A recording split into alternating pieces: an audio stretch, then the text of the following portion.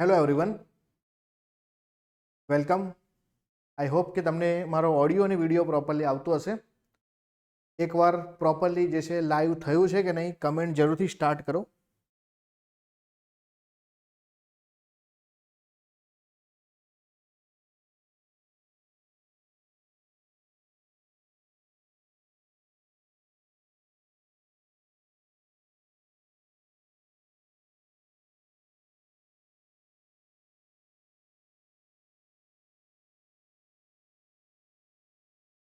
Audio video clear છે? Okay.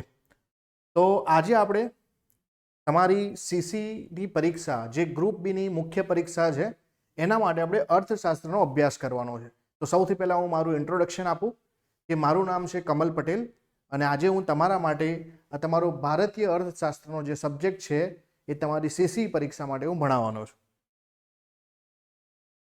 ચલો તો સ્ટાર્ટ કરીએ આપણે આજનું સેશન. ફટાફટ બધા મિત્રો જોડાઈ જાય, પછી આપણે આજના સેશનની શરૂઆત કરીએ.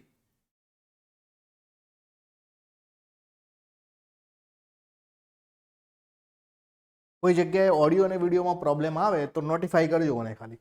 ઓકે, તો સ્ટાર્ટ કરીએ આપણે આજનું સેશન. સૌથી પહેલા તો આપણે આ પરીક્ષાની તૈયારીમાં ઉતર્યા છીએ તો સિલેબસ વિશે માહિતી લઈએ. સિલેબસમાં તમે જોયું હશે કે 200 માર્કનો તમારો ટોટલ સિલેબસ છે. એમાં પણ ભારતીય અર્થશાસ્ત્ર, પર્યાવરણ અને વિજ્ઞાન આ ટોટલ 30 માર્ક્સનું આવવાનું છે. એટલે કે આપણે એવું સમજીએ કે અર્થશાસ્ત્ર આપણું 10 માર્ક્સની આસપાસનું આવવાનું છે. તો એના સૌથી પહેલા સિલેબસ વિશે આપણે માહિતી લઈ લઈએ. ઓકે, ચલો સિલેબસ વિશે સૌથી પહેલા માહિતી લઈએ આપણે. તો સૌથી પહેલા આના 5 અલગ અલગ મુદ્દાઓ છે અને આ 5 આપણે સમજવાનો સૌથી પહેલા પ્રયત્ન કરીએ. સિલેબસનો પહેલો મુદ્દો એવું કહે છે કે ભારતીય અર્થતંત્ર, સ્વતંત્રતા પૂર્વે અને સ્વતંત્રતા બાદનું ભારતીય અર્થતંત્ર, એટલે કે ભારત આઝાદ થયા પહેલાનું ઇકોનોમી કેવું હતું અને ભારત આઝાદ થયું પછીનું ઇકોનોમી કેવું છે. ભારતીય અર્થતંત્રમાં અત્યાર સુધી થયેલા વિવિધ સુધારાઓ.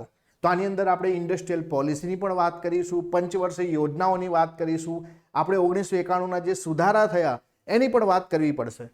સાથે સાથે આયોજન પંચ અને નીતિ આયોગ. તો આયોજન પંચે કેવી રીતે પંચવર્ષીય યોજનાઓને જે છે ઇમ્પ્લિમેન્ટ કરી, ત્યાર પછી એ કેમ ફેલ થયું અને ત્યાર પછી આપણે નીતિ આયોગ નામની સંસ્થાની કેમ જરૂર પડી, નીતિ આયોગે જે છે કયા કયા બદલાવો કર્યા છે, આયોજનના માળખામાં શું બદલાવ થયા છે.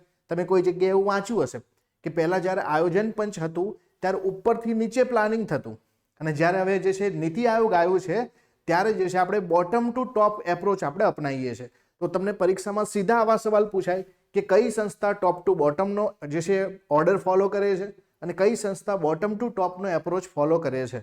તો અહીંયાથી તમને આવા પ્રકારના સવાલ જે છે ક્લિયર થાય. પંચવર્ષીય યોજનાઓના સવાલ આવે, 1991ના એલપીજી રિફોર્મને લગતા સવાલો આવે. તો પહેલું જે છે પોર્શન બહુ જ અગત્યનો છે. હવે આ પોર્શનમાં આપણે એ પણ શીખવું પડે કે ભાઈ ઇકોનોમીના પ્રકાર કેવા છે, ઇકોનોમીના પ્રકારો શેના આધાર પર પડે. સાથે આપણે એ પણ શીખવું પડે કે જે ઇકોનોમીની અંદર જે છે જે માનાંકો છે, આપણે દેશની ઇકોનોમી, પાકિસ્તાનની ઇકોનોમી, ઇન્ડિયાની ઇકોનોમી, યુએસએની ઇકોનોમી, જાપાનની ઇકોનોમી, ચાઇનાની ઇકોનોમીને સરખામણી કેવી રીતે કરીશું. તો એના માટે એક ઇન્ડિકેટર છે જીડીપી. તો આ જીડીપીને કેવી રીતે માપવામાં આવે, જીડીપીના જે છે પ્રકારો શું છે, તો એ બધું જ જે છે આ પહેલા પોર્શનમાં આપણે શીખવું પડે. ચલો, બરાબર છે ને? આ બધી જ વાત કરીશું આપણે. સૌથી પહેલા સિલેબસને સમજી લઈએ. પછી જે છે કૃષિ ક્ષેત્ર. હવે તમને બધાને ખબર હશે કે જ્યારે પણ આપણે ઇકોનોમી ભણીએ તો ઇકોનોમીની અંદર જે છે આપણે એના 3 ભાગ પાડીએ. એ સૌથી પહેલા પ્રાથમિક ક્ષેત્ર, પછી દ્વિતીયક ક્ષેત્ર અને તૃતીયક. એના ઉપર પણ આવે ચતુર્થક ને પંચમ, એની પણ આપણે આગળ વાત કરીશું. પણ શરૂઆતમાં 3 ભાગોની અંદર આપણી ઇકોનોમી વહેંચાયેલી છે. તો સૌથી પહેલા જે પ્રાથમિક ક્ષેત્રમાં બહુ જ અગત્યનું ભારત માટે છે એ છે એગ્રીકલ્ચર.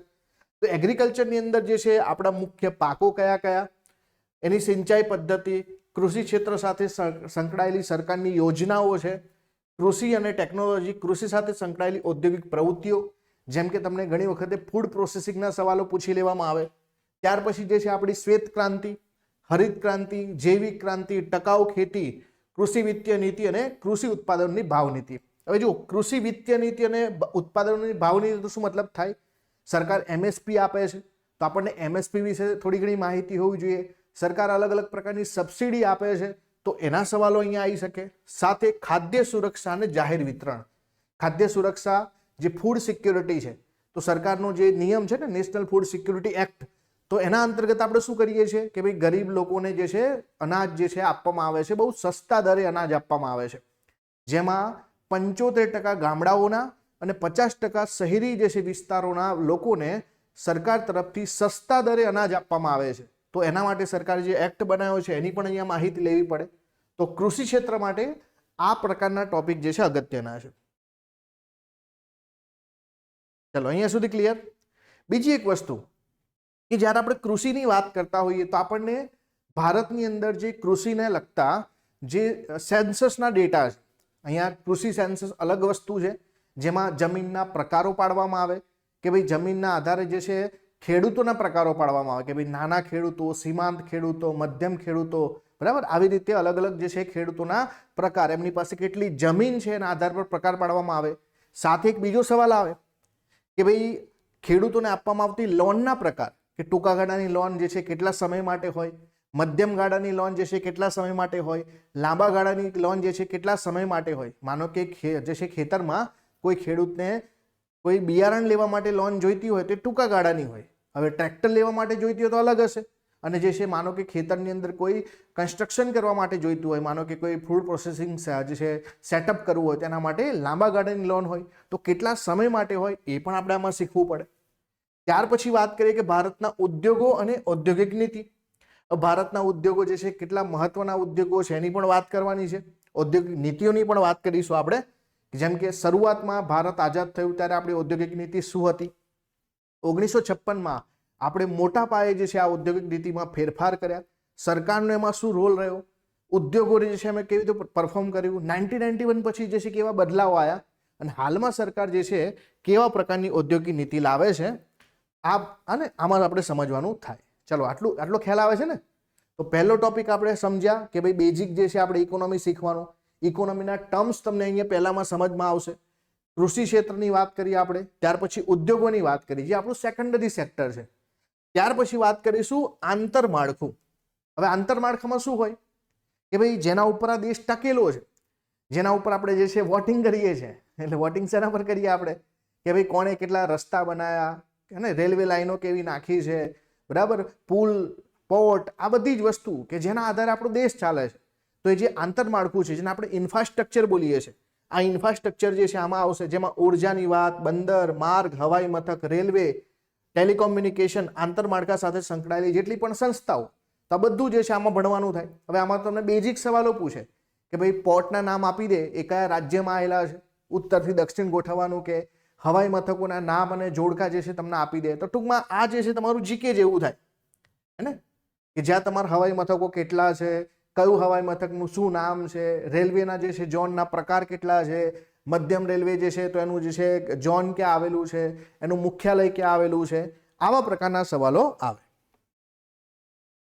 ચલો ક્લિયર છે અહીંયા સુધી. બુક વિશેના તમારા જે ડાઉટ છે ને હું સોલ્વ કરવાનો પ્રયત્ન કરું. પહેલા આપણે જે છે સિલેબસને સમજી લઈએ ને. સિલેબસ જે છે સૌથી પહેલું અગત્યનું પાસું છે. તો આપણે પહેલો, બીજો, ત્રીજો અને ચોથો આ 4 ટોપિકની વાત કરી.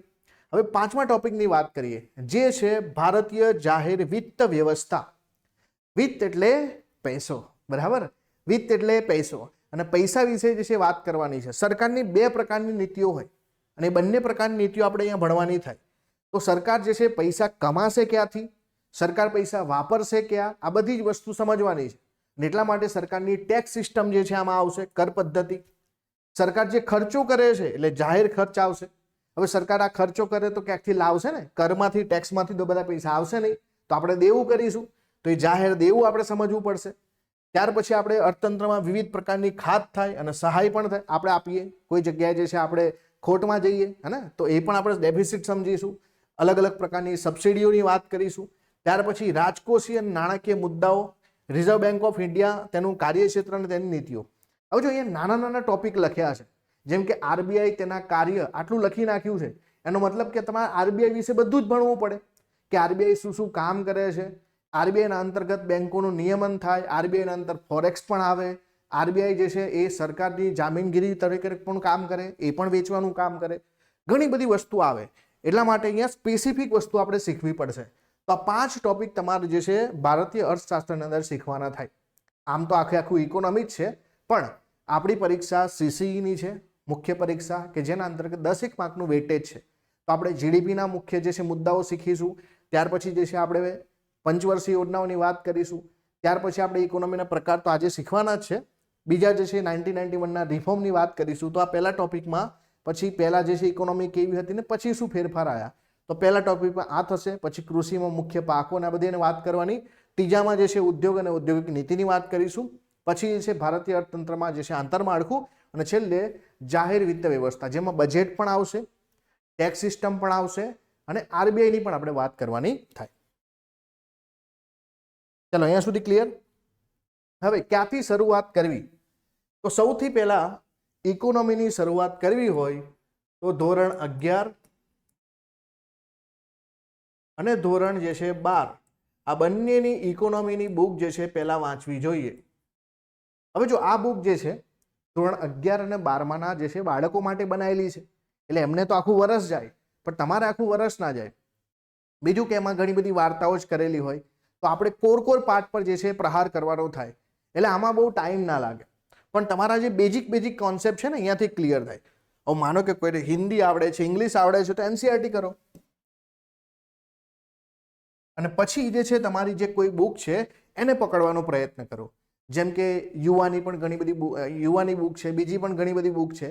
તો પછી કોઈ એક કોર બુક તમે પકડો ગુજરાતીની, અને જો તમને ઇંગ્લિશ ફાવતું હોય તો રમેશ સિંઘની બુક છે, પણ એ હાર્ડ પડશે, બરાબર. GPSCના સ્ટુડન્ટ પણ જે છે ગભરાય છે એ બુકથી. તો તમે જે છે કોઈ ગુજરાતીની બુક પકડો, પણ પહેલાં તમે ધોરણ 11 અને 12ની ઇકોનોમી વાંચો, તમને ઇકોનોમી વિશેનો મસ્ત મજાનો ખ્યાલ આવશે. અને બીજું એક કામ શોર્ટકટમાં પતાવવું હોય તો પાછલા વર્ષના જે છે જે પણ પેપર છે એમાં ઇકોનોમીના સવાલો સોલ્વ કરો. આ સૌથી બેસ્ટ રસ્તો છે. ઇકોનોમીના પાછલી જે પણ એક્ઝામ હોય એ પેપરમાં જે છે ઇકોનોમીના સવાલ સોલ્વ કરવાના થાય, અને એ સવાલ સોલ્વ કરવાથી આપણને ઘણું બધી વસ્તુ આવડે. અને એ જે છે કામ હું તમને કરાવીશ, કેમ કે આપણે PDF જે છે બનાવી છે મસ્ત મજાથી, અને એમાં પણ આપણે જે છે પ્રીવિયસ યર ક્વેશ્ચન પણ મૂકીશું, બરાબર છે.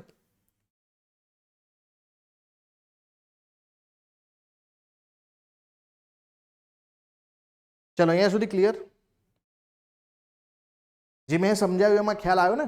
આપણે સિલેબસ સમજ્યા, જોડે મેં તમને બુક્સની પણ વાત કરી કે ભાઈ ધોરણ 11-12ની બુક્સ વાંચો, એનાથી ઉપર જવું હોય તો NCERT વાંચો, અને એનાથી ઉપર તમારી એક બુક ગુજરાતીની કોઈ પણ જે છે બુક પકડી લો જેમાં ઇકોનોમીની બુક છે.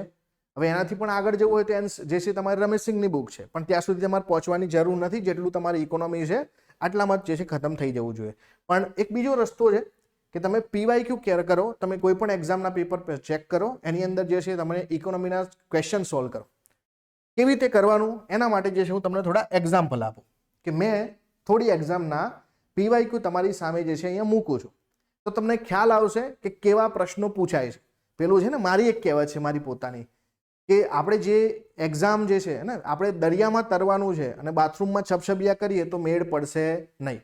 ને એટલા માટે જે એક્ઝામ આપવાની છે, જે પ્રકારની એક્ઝામ આપવાની છે, તેમાં પાછલા પેપરોમાં આપણી પાસે માનો કે એક્ઝેક્ટ એક્ઝામના પેપર ના હોય તો આજુબાજુની એક્ઝામના પેપર હોય. જેમ કે આ ક્વેશ્ચન VMCની પરીક્ષાનો ક્વેશ્ચન છે, VMC જુનિયર ક્લર્કની પરીક્ષા GSSB લીધી છે. તેનો સવાલ છે કે ભારતીય અર્થતંત્રને કયા પ્રકારનું અર્થતંત્ર કહી શકાય. હવે આપણે આટલું તો વાંચ્યું જ હોય કે ભારતીય અર્થતંત્ર જે છે ના તો બજાર પદ્ધતિ સંપૂર્ણ રીતે છે, ના તો સમાજવાદી પદ્ધતિ છે. ભારતનું જે છે ઇકોનોમી કેવું છે ભાઈ, મિશ્ર ઇકોનોમી છે, મિશ્ર અર્થતંત્ર છે. ખ્યાલ છે ને, સમજમાં આવ્યું? તો આ સવાલ આવડે કે ના આવડે, તો અહીંયાથી ખબર પડે કે આવા સવાલ આવે. બીજો એક સવાલ જે છે કે ભાઈ ભારતીય અર્થતંત્રના કયા ક્ષેત્ર દ્વારા સૌથી વધુ રોજગારી પૂરી પાડવામાં આવે છે, જેનો આર્થિક વિકાસમાં એટલે કે GDPમાં અન્ય ક્ષેત્રની સાપેક્ષમાં ઓછો ફાળો છે. તો મેં તમને કીધું એ પ્રમાણે ભારતમાં 3 જે છે અલગ અલગ ભાગ પડે, કૃષિ ભાગ પડે, ઉદ્યોગ પડે અને સેવા ક્ષેત્ર. આ 3 થયા ને. સૌથી પહેલા કૃષિ, પછી ઉદ્યોગો અને પછી સેવા ક્ષેત્ર, સર્વિસ સેક્ટર.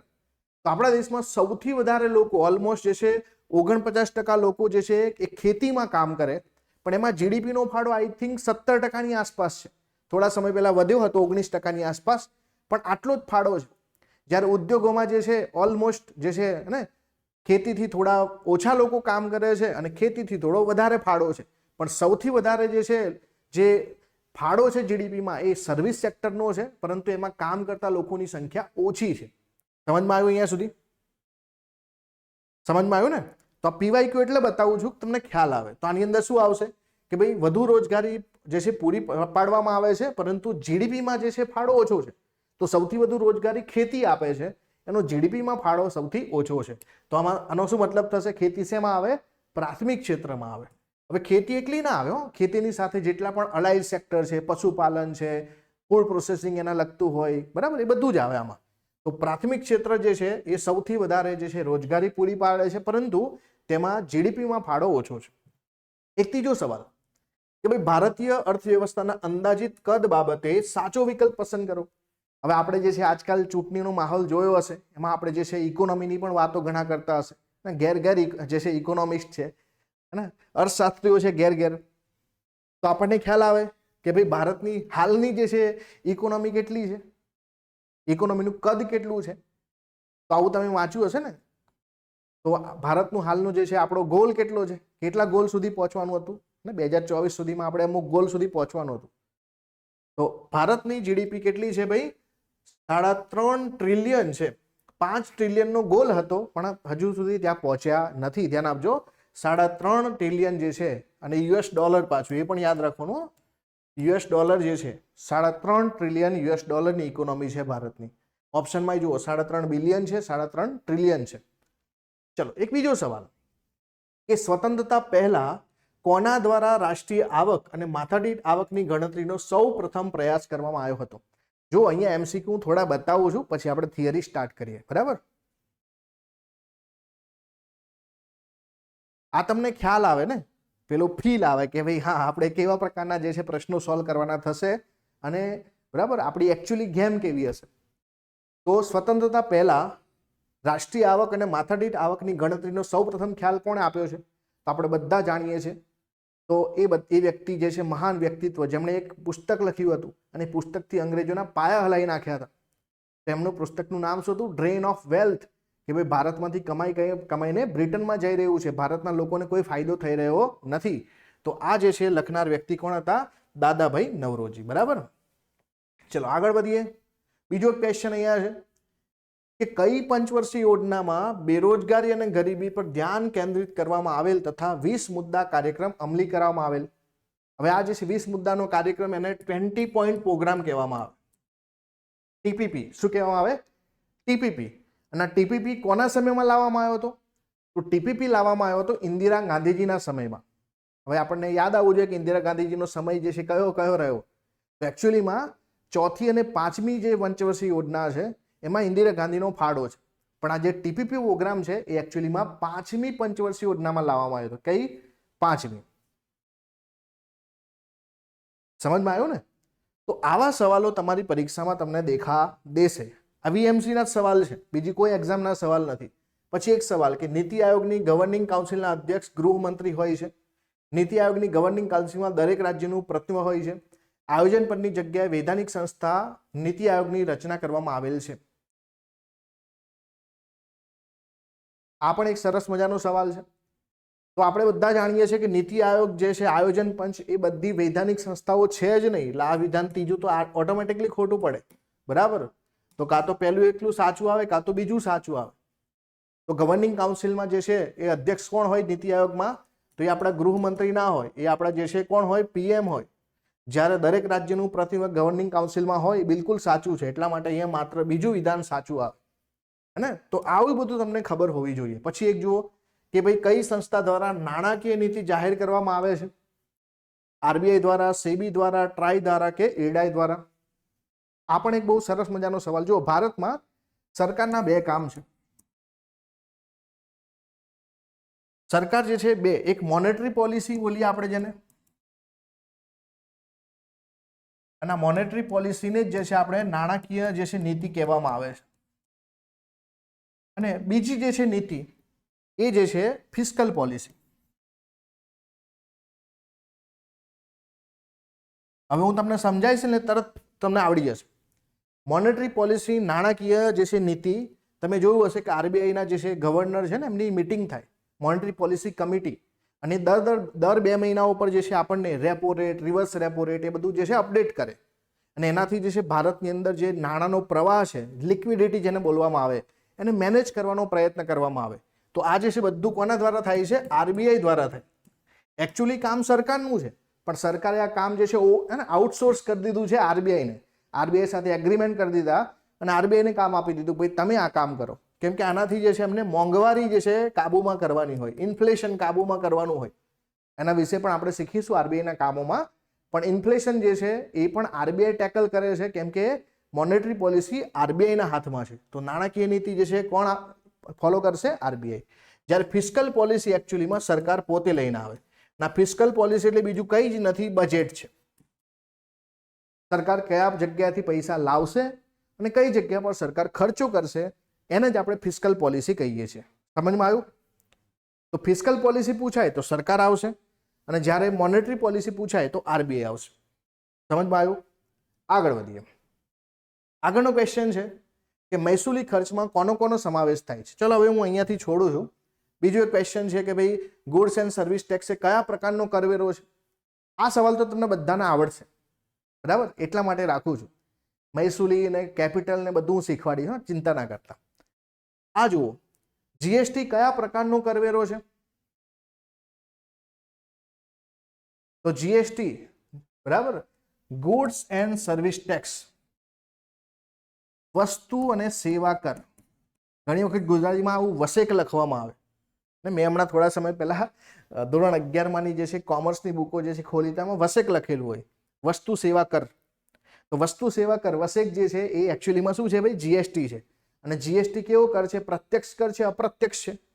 પ્રત્યક્ષનો મતલબ ડાયરેક્ટ અને અપ્રત્યક્ષનો મતલબ થાય ઇનડાયરેક્ટ. ડાયરેક્ટ ટેક્સ કોને કહેવાય? કે જેના ઉપર ટેક્સ નાખવામાં આવે એ જ વ્યક્તિ પર એનું ભરવાનું ભારણ હોય. જેમ કે હું માનો કે કોઈ ઇન્કમ કમાતો હોય તો ઇન્કમ ટેક્સ મારે ભરવો પડે. કોઈ હું કેપિટલ ગેઇન કરતો હોય તો કેપિટલ ટેક્સ મારે ભરવો પડે. જ્યારે જીએસટી જે છે, દાખલા તરીકે કોઈ કંપની પર જે છે જેને જીએસટી ભરવાનું થશે તે પોતે નહીં ભરે. એ શું કરશે? એ એમઆરપીમાં એડ કરીને આપણા સુધી પહોંચાડશે. એટલે છેલ્લે કન્ઝ્યુમર, આપણા નામમાં જ મર લખેલું છે, એટલે ટેક્સ આપણે ભરવાનો છે. ભલે એ લોકો ભરશે પણ એનું ભારણ આપણા પર ખસેડી દેશે ને. અને પછી લખેલું હોય ને ઇન્ક્લુઝિવ ઓફ ઓલ ટેક્સીસ. એટલા માટે આ બધા ટેક્સને શું કહેવામાં આવે? ઇનડાયરેક્ટ ટેક્સ, કે જે લોકો ભરે છે ખરેખર એમના ઉપર એનું ભારણ નથી, એ લોકો આપણા પર ખસેડી દેશે. તો આ બધા ટેક્સને આપણે કહીએ છીએ અપ્રત્યક્ષ કર. માનો કે પેટ્રોલ પર તમે જે ટેક્સ ભરો છો, આ બધા કેવા છે? કંપનીનો ટેક્સ ભરશે પણ એ પોતે એ પૈસા પોતાના ખિસ્સામાંથી કાઢશે નહીં કાઢે, એ બધા છેલ્લે અંત કન્ઝ્યુમર ઉપર આવશે. તો આ બધાને ઇનડાયરેક્ટ ટેક્સીસ કહેવાય. કેવા ટેક્સીસ કહેવાય?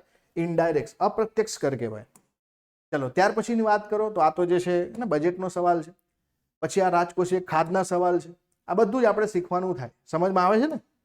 તો તમને મેં અહીંયાથી જે છે એ વસ્તુ બતાવી છે કે ભાઈ એકચ્યુઅલીમાં કેવા સવાલો આવે. આવો પણ એક સવાલ આવે કે ભાઈ ભારતની જીડીપીમાં ગુજરાતનો ફાળો કેટલા ટકા છે? તો ભાઈ ભારતની જીડીપીમાં ગુજરાતનો જે છે 8.5% ફાળો છે. ત્યાર પછી જે છે આવા પણ સવાલ આવે કે ભાઈ ભારતમાં સ્પર્ધાત્મક અને સહકારી સંઘવાદ એટલે કે કોમ્પિટિટિવ અને કોઓપરેટિવ ફેડરલિઝમને પ્રોત્સાહન આપનારી સંસ્થા કઈ છે? તો આ સંસ્થા આપણે બધા જાણીએ છીએ, એ સંસ્થા છે નીતિ આયોગ. બરાબર? કઈ સંસ્થા છે? નીતિ આયોગ. પછી નાણાપણનો સવાલ પૂછાય, આવા બધા સવાલો પૂછાય. બરાબર? આ બધા સવાલો જે છે મેં તમારા માટે મૂક્યા છે, પીડીએફ હું તમારી સાથે શેર કરી દઈશ. પણ હવે આપણે જે છે સ્ટાર્ટ કરીએ. અર્થશાસ્ત્ર શું છે અને એનો અભ્યાસ આપણે સ્ટાર્ટ કરવો છે. હવે જે છે થોડા સમય માટે એવું ભૂલી જાઓ કે આપણે સિલેબસ જે છે 5 ટોપિક જોયા છે અને એ 5 ટોપિકની આપણે વાત કરીશું. પણ કોઈ પણ સબ્જેક્ટ શીખવા પહેલા એ પર્ટિક્યુલર સબ્જેક્ટની આપણને થોડી ઘણી શબ્દાવલી ખબર હોવી જોઈએ. આપણે શું ભણી રહ્યા છે એકચ્યુઅલીમાં બેઝ તો તૈયાર કરવો પડશે ને.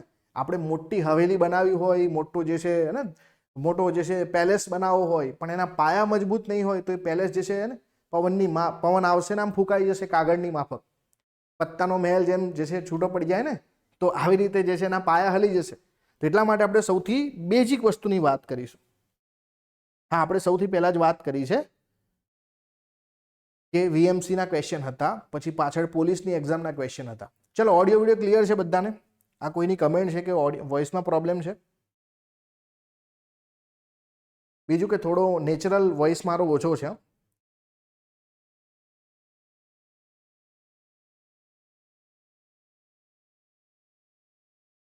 હા, એ જ કરાઈ રહ્યો છું, ક્લાસ 3 લેવલનું જ આવશે અને ચિંતા ના કરતા. વોઇસ પ્રોબ્લેમ જે છે બાકી બધાને તો ક્લિયર છે. All is well. ઓકે, ચલો સ્ટાર્ટ કરીએ. તો આપણે સૌથી પહેલા સમજવું છે કે ભાઈ અર્થશાસ્ત્ર કોને કહેવાય. અર્થશાસ્ત્રમાં ભારતની વિભાવનાઓ શું રહી, એટલે કે આપણે ભારતમાં રહીને આપણે જે છે આપણા પ્રાચીન લોકોએ અર્થશાસ્ત્રને કેવી રીતે જોયું છે, અને પશ્ચિમની વિભાવનાઓ શું રહી. હવે અહીંયાથી ઘણા લોકોને સવાલ થાય કે સાહેબ આવું તો આપણે એમસીક્યુમાં થોડું પૂછવાનું, પણ આપણને જે છે એ જ નહીં ખબર હોય કે ભાઈ ઇકોનોમીના પિતા કોને કહેવામાં આવે, ઇકોનોમી શબ્દ ક્યાંથી આવ્યો છે, આવા સવાલો જે છે આપણને પરીક્ષામાં છૂટતા ફેંકવામાં આવશે તો આપણે પકડીશું કેવી રીતે. કેચિંગ કેપેસિટી હોવી જોઈએ ને, તો એટલા માટે આપણે એક પાયો તૈયાર કરીશું. તો અહીંયા ભારત અને પશ્ચિમની વિભાવનાઓની થોડી વાત કરીશું, પછી આપણે આર્થિક પ્રવૃત્તિ કોને કહેવાય અને બિન આર્થિક પ્રવૃત્તિ કોને કહેવાય એ શીખીશું. પછી આપણે વાત કરીશું એકમલક્ષી અને સમગ્રલક્ષી અર્થશાસ્ત્રની. તમે ક્યારેક આવું સાંભળ્યું હશે કે ભાઈ મેક્રો ઇકોનોમિક્સ, માઇક્રો ઇકોનોમિક્સ, તો બસ એ આ એકમલક્ષી અને સમગ્રલક્ષી અર્થશાસ્ત્ર જ છે, એની પણ ચર્ચા કરીશું. અને ત્યાર પછી અર્થશાસ્ત્ર આપણે કેમ ભણવું જોઈએ. બરાબર, કોઈ જગ્યાએ ચોરા પર બેઠા હોઈએ અને આપણે કોઈ ચર્ચા ચાલતી હોય જીડીપીની, તો આપણે જે છે બે શબ્દો અંદર બોલી શકીએ ને, જો આપણને ઇકોનોમી વિશે નોલેજ હોય. કોઈ ડિબેટ કરવી હોય, કોઈ જે છે જગ્યા પર કોઈ ડેટા આપેલા છે વાંચવા હોય, અને પરીક્ષામાં તો છે જ. તો આવી રીતે જે છે અર્થશાસ્ત્રનો અભ્યાસ શું કામ કરવો જોઈએ, શું છે અર્થશાસ્ત્ર, એ બધી આપણે આજે ચર્ચા કરવાની છે. તો સૌથી પહેલા સ્ટાર્ટ કરીએ કે ભાઈ સંસ્કૃત શબ્દ અર્થ ઉપરથી જેનો એક અર્થ ઉદ્દેશ્ય કે કશું મેળવવું એવો થાય. આ દુનિયામાં આપણે આવ્યા છીએ, બરાબર, તો આપણે જે છે કોઈને જે પણ પ્રવૃત્તિઓ કરીએ છીએ એની પાછળ કંઈક ને કંઈક આપણો લાભ છુપાયેલો છે ને, કંઈક અર્થ આપણે બોલીએ ને અર્થ, તો અર્થનો મતલબ શું છે, કંઈ મેળવવું, કંઈક પ્રાપ્ત કરવું. તો ત્યાંથી જે છે ક્યાંક ને ક્યાંક આપણા અર્થશાસ્ત્રના મૂળ અહીંયા છે. પણ અંગ્રેજી શબ્દ ઇકોનોમિક્સ જે છે, આ ઇકોનોમિક્સનો જે છે ઉદ્ભવ આ ગ્રીક શબ્દ ઓઇકોનોમસ પરથી આવ્યો છે. હમણાં થોડા સમય પહેલા પરીક્ષામાં એક સવાલ પૂછાયો હતો. એ સવાલ જે છે ઇકોનોમીનો તો નહોતો, પરંતુ સવાલ કેવો હોઈ શકે એની વાત કરું છું. પરીક્ષામાં એક એવો સવાલ હતો કે નેનો ટેકનોલોજીમાં જે નેનો શબ્દ છે એ કઈ ભાષામાંથી આવેલો છે. એટલે અહીંયા તમને એવો સવાલ પૂછી શકે કે અંગ્રેજી શબ્દ ઇકોનોમિક્સનો જે ઇકોનોમિક્સ શબ્દ છે એ કઈ ભાષાનો છે, એ કઈ ભાષા પરથી આવેલો છે. તો આ ગ્રીક શબ્દ છે ઓઇકોનોમસ. અને ઓઇકોનોમસનો મતલબ બહુ સિમ્પલ છે. ઓઇકોનોમસ એટલે કે ઘરના સામગ્રીનો વ્યવસ્થાપન કરવું. આપણે ઘરમાં બેઠા બેઠા પપ્પા મમ્મી જે છે હિસાબો કરે ને, આટલું સામાન લાયા, આટલું લાયા, આ વખતે તો ભીડ પડવાની છે, મોંઘવારી વધારે છે અને સરકાર આવી ગઈ છે, તો હિસાબ કરીએ ને. તો ઘર જે આપણે ઘરમાં જે વ્યવસ્થાપન કરીએ છીએ અને મેનેજમેન્ટ વગર કંઈ પણ ના ચાલે ને, ઘર પણ ના ચાલે ને દેશ નહીં ચાલે.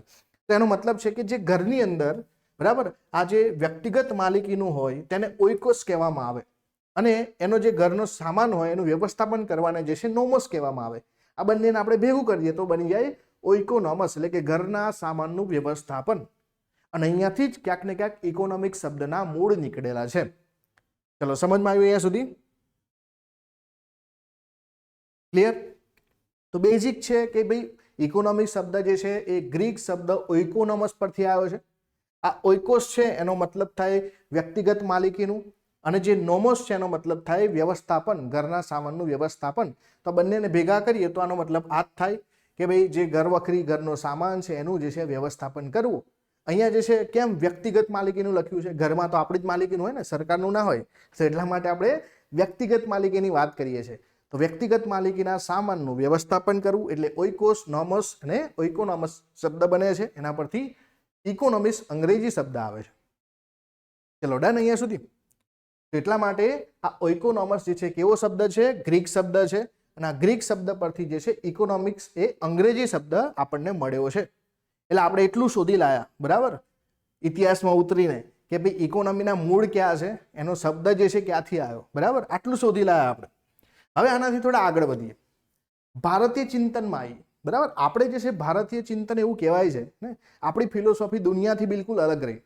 દુનિયા ફક્ત પૈસા પાછળ છે, અને આપણે જે છે શેની વાત કરીએ? શાંતિની વાત કરીએ, ધ્યાનની વાત કરીએ, બરાબર ને.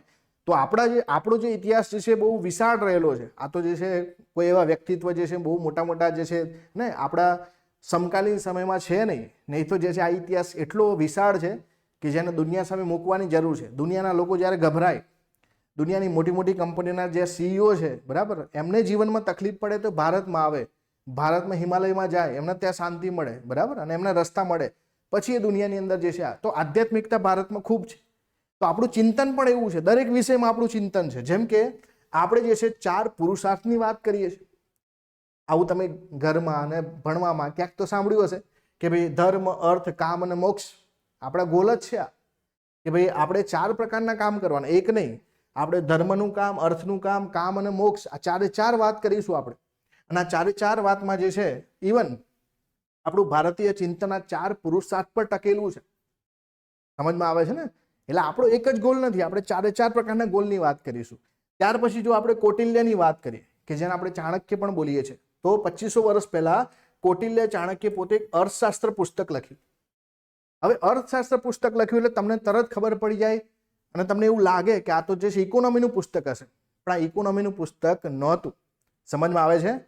નામ હતું ફક્ત ને ફક્ત જે છે ઇકોનોમિક્સ. આ ઇકોનોમી એટલે કે અર્થશાસ્ત્ર પુસ્તકમાં જે છે એ વખતે તમને થોડી ઘણી આર્થિક પ્રવૃત્તિઓનું ચિંતન જોવા મળે કે ભાઈ મનુષ્યની જે છે વૃત્તિ, અર્થ છે, રાજાએ જે છે 7 પ્રકારની ઇન્કમ હોવી જોઈએ, રાજાએ જે છે આવું કામ કરવું જોઈએ. તો એકચ્યુઅલીમાં એ શેનો સબ્જેક્ટ હતો? એ આખો પોલિટિકલ વિષય હતો. સમજમાં આવે છે? એક જે છે ને રાજકીય ગ્રંથ લખવામાં આવ્યો હતો કે ભાઈ એક રાજ્યનું શાસન કેવી રીતે ચાલવું જોઈએ, પણ એનું નામ હતું અર્થશાસ્ત્ર. તો એમાંથી પણ આપણને થોડું ઘણું ચિંતન જોવા મળે છે. અને સાથે ત્યાર પછી ધીમે ધીમે જે છે નીતિશાસ્ત્રને જોડીએ છીએ કે આપણે શું કરવું જોઈએ, શું ના કરવું જોઈએ, કેવા પ્રકારના ધંધા રોજગાર યોગ્ય નથી, કેવા પ્રકારનું વલણ આપણે ના અપનાવવું જોઈએ. અને આવું બધું તમે શીખ્યા હશો અને તમને ખબર છે. તમને ઘણી વખત એવું પણ થતું હશે કે આ ધંધામાં બહુ પૈસા છે પણ ધંધો ઇલીગલ છે, તો આપણી નૈતિકતા એવું કહે છે કે આ ના થાય. એટલે આપણે એને નીતિશાસ્ત્ર સાથે જોડીએ છીએ. ભારતમાં આ વસ્તુ ખાસ અગત્યની છે કે આપણે આપણા વેલ્યુ સાથે જે છે ઇકોનોમીને જોડવાનો પ્રયત્ન કરીએ છીએ. તો આ આપણું ચિંતન છે. તો હવે જે છે થોડું આનાથી બહાર નીકળીએ અને દુનિયાની સફર કરીએ કે ભાઈ પશ્ચિમમાં ઉદ્ભવ અને વિકાસ થયો છે જે એકચ્યુઅલીમાં ઇકોનોમીનો, તો એમના લોકો શું કહે છે? આપણે તો જે છે ઇકોનોમીને ફક્ત એક શાખા તરીકે જોઈએ છે, એક મનુષ્યના જીવનનો એક પાર્ટ તરીકે જોઈએ છે. તો વિદેશોની અંદર સૌથી પહેલો વ્યક્તિ છે એરિસ્ટોટલ. આ એરિસ્ટોટલે જે છે ઇકોનોમિકા જે છે પુસ્તક લખ્યું છે. ધ્યાન આપજો ખાસ, આ પરીક્ષામાં પૂછાય એવો સવાલ છે કે ભાઈ ઇકોનોમિકા પુસ્તક કોણે લખ્યું છે? તો ઇકોનોમિકા પુસ્તક જે છે એરિસ્ટોટલે લખ્યું છે.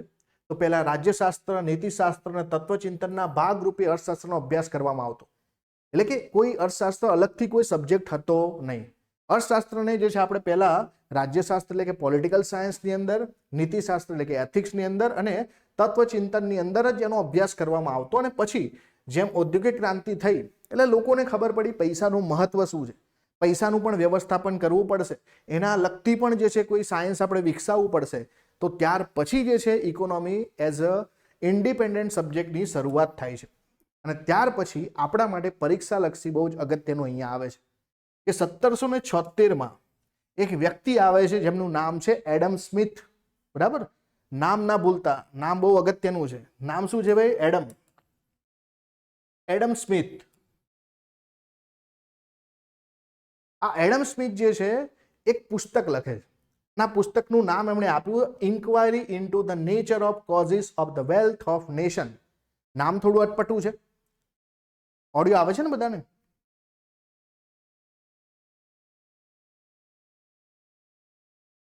ચલો, તો એમણે જે પુસ્તક લખ્યું the inquiry into the nature and causes of wealth of nation, એક દેશના જે છે એની વેલ્થ છે, એનો જે છે બરાબર, જે પણ પૈસા છે એનું નેચર શું છે, ક્યાંથી આવે, શું છે, બરાબર, એના વિશે આખી એમણે એક રિસર્ચ કર્યું અને આ એક આખું પુસ્તક લખ્યું.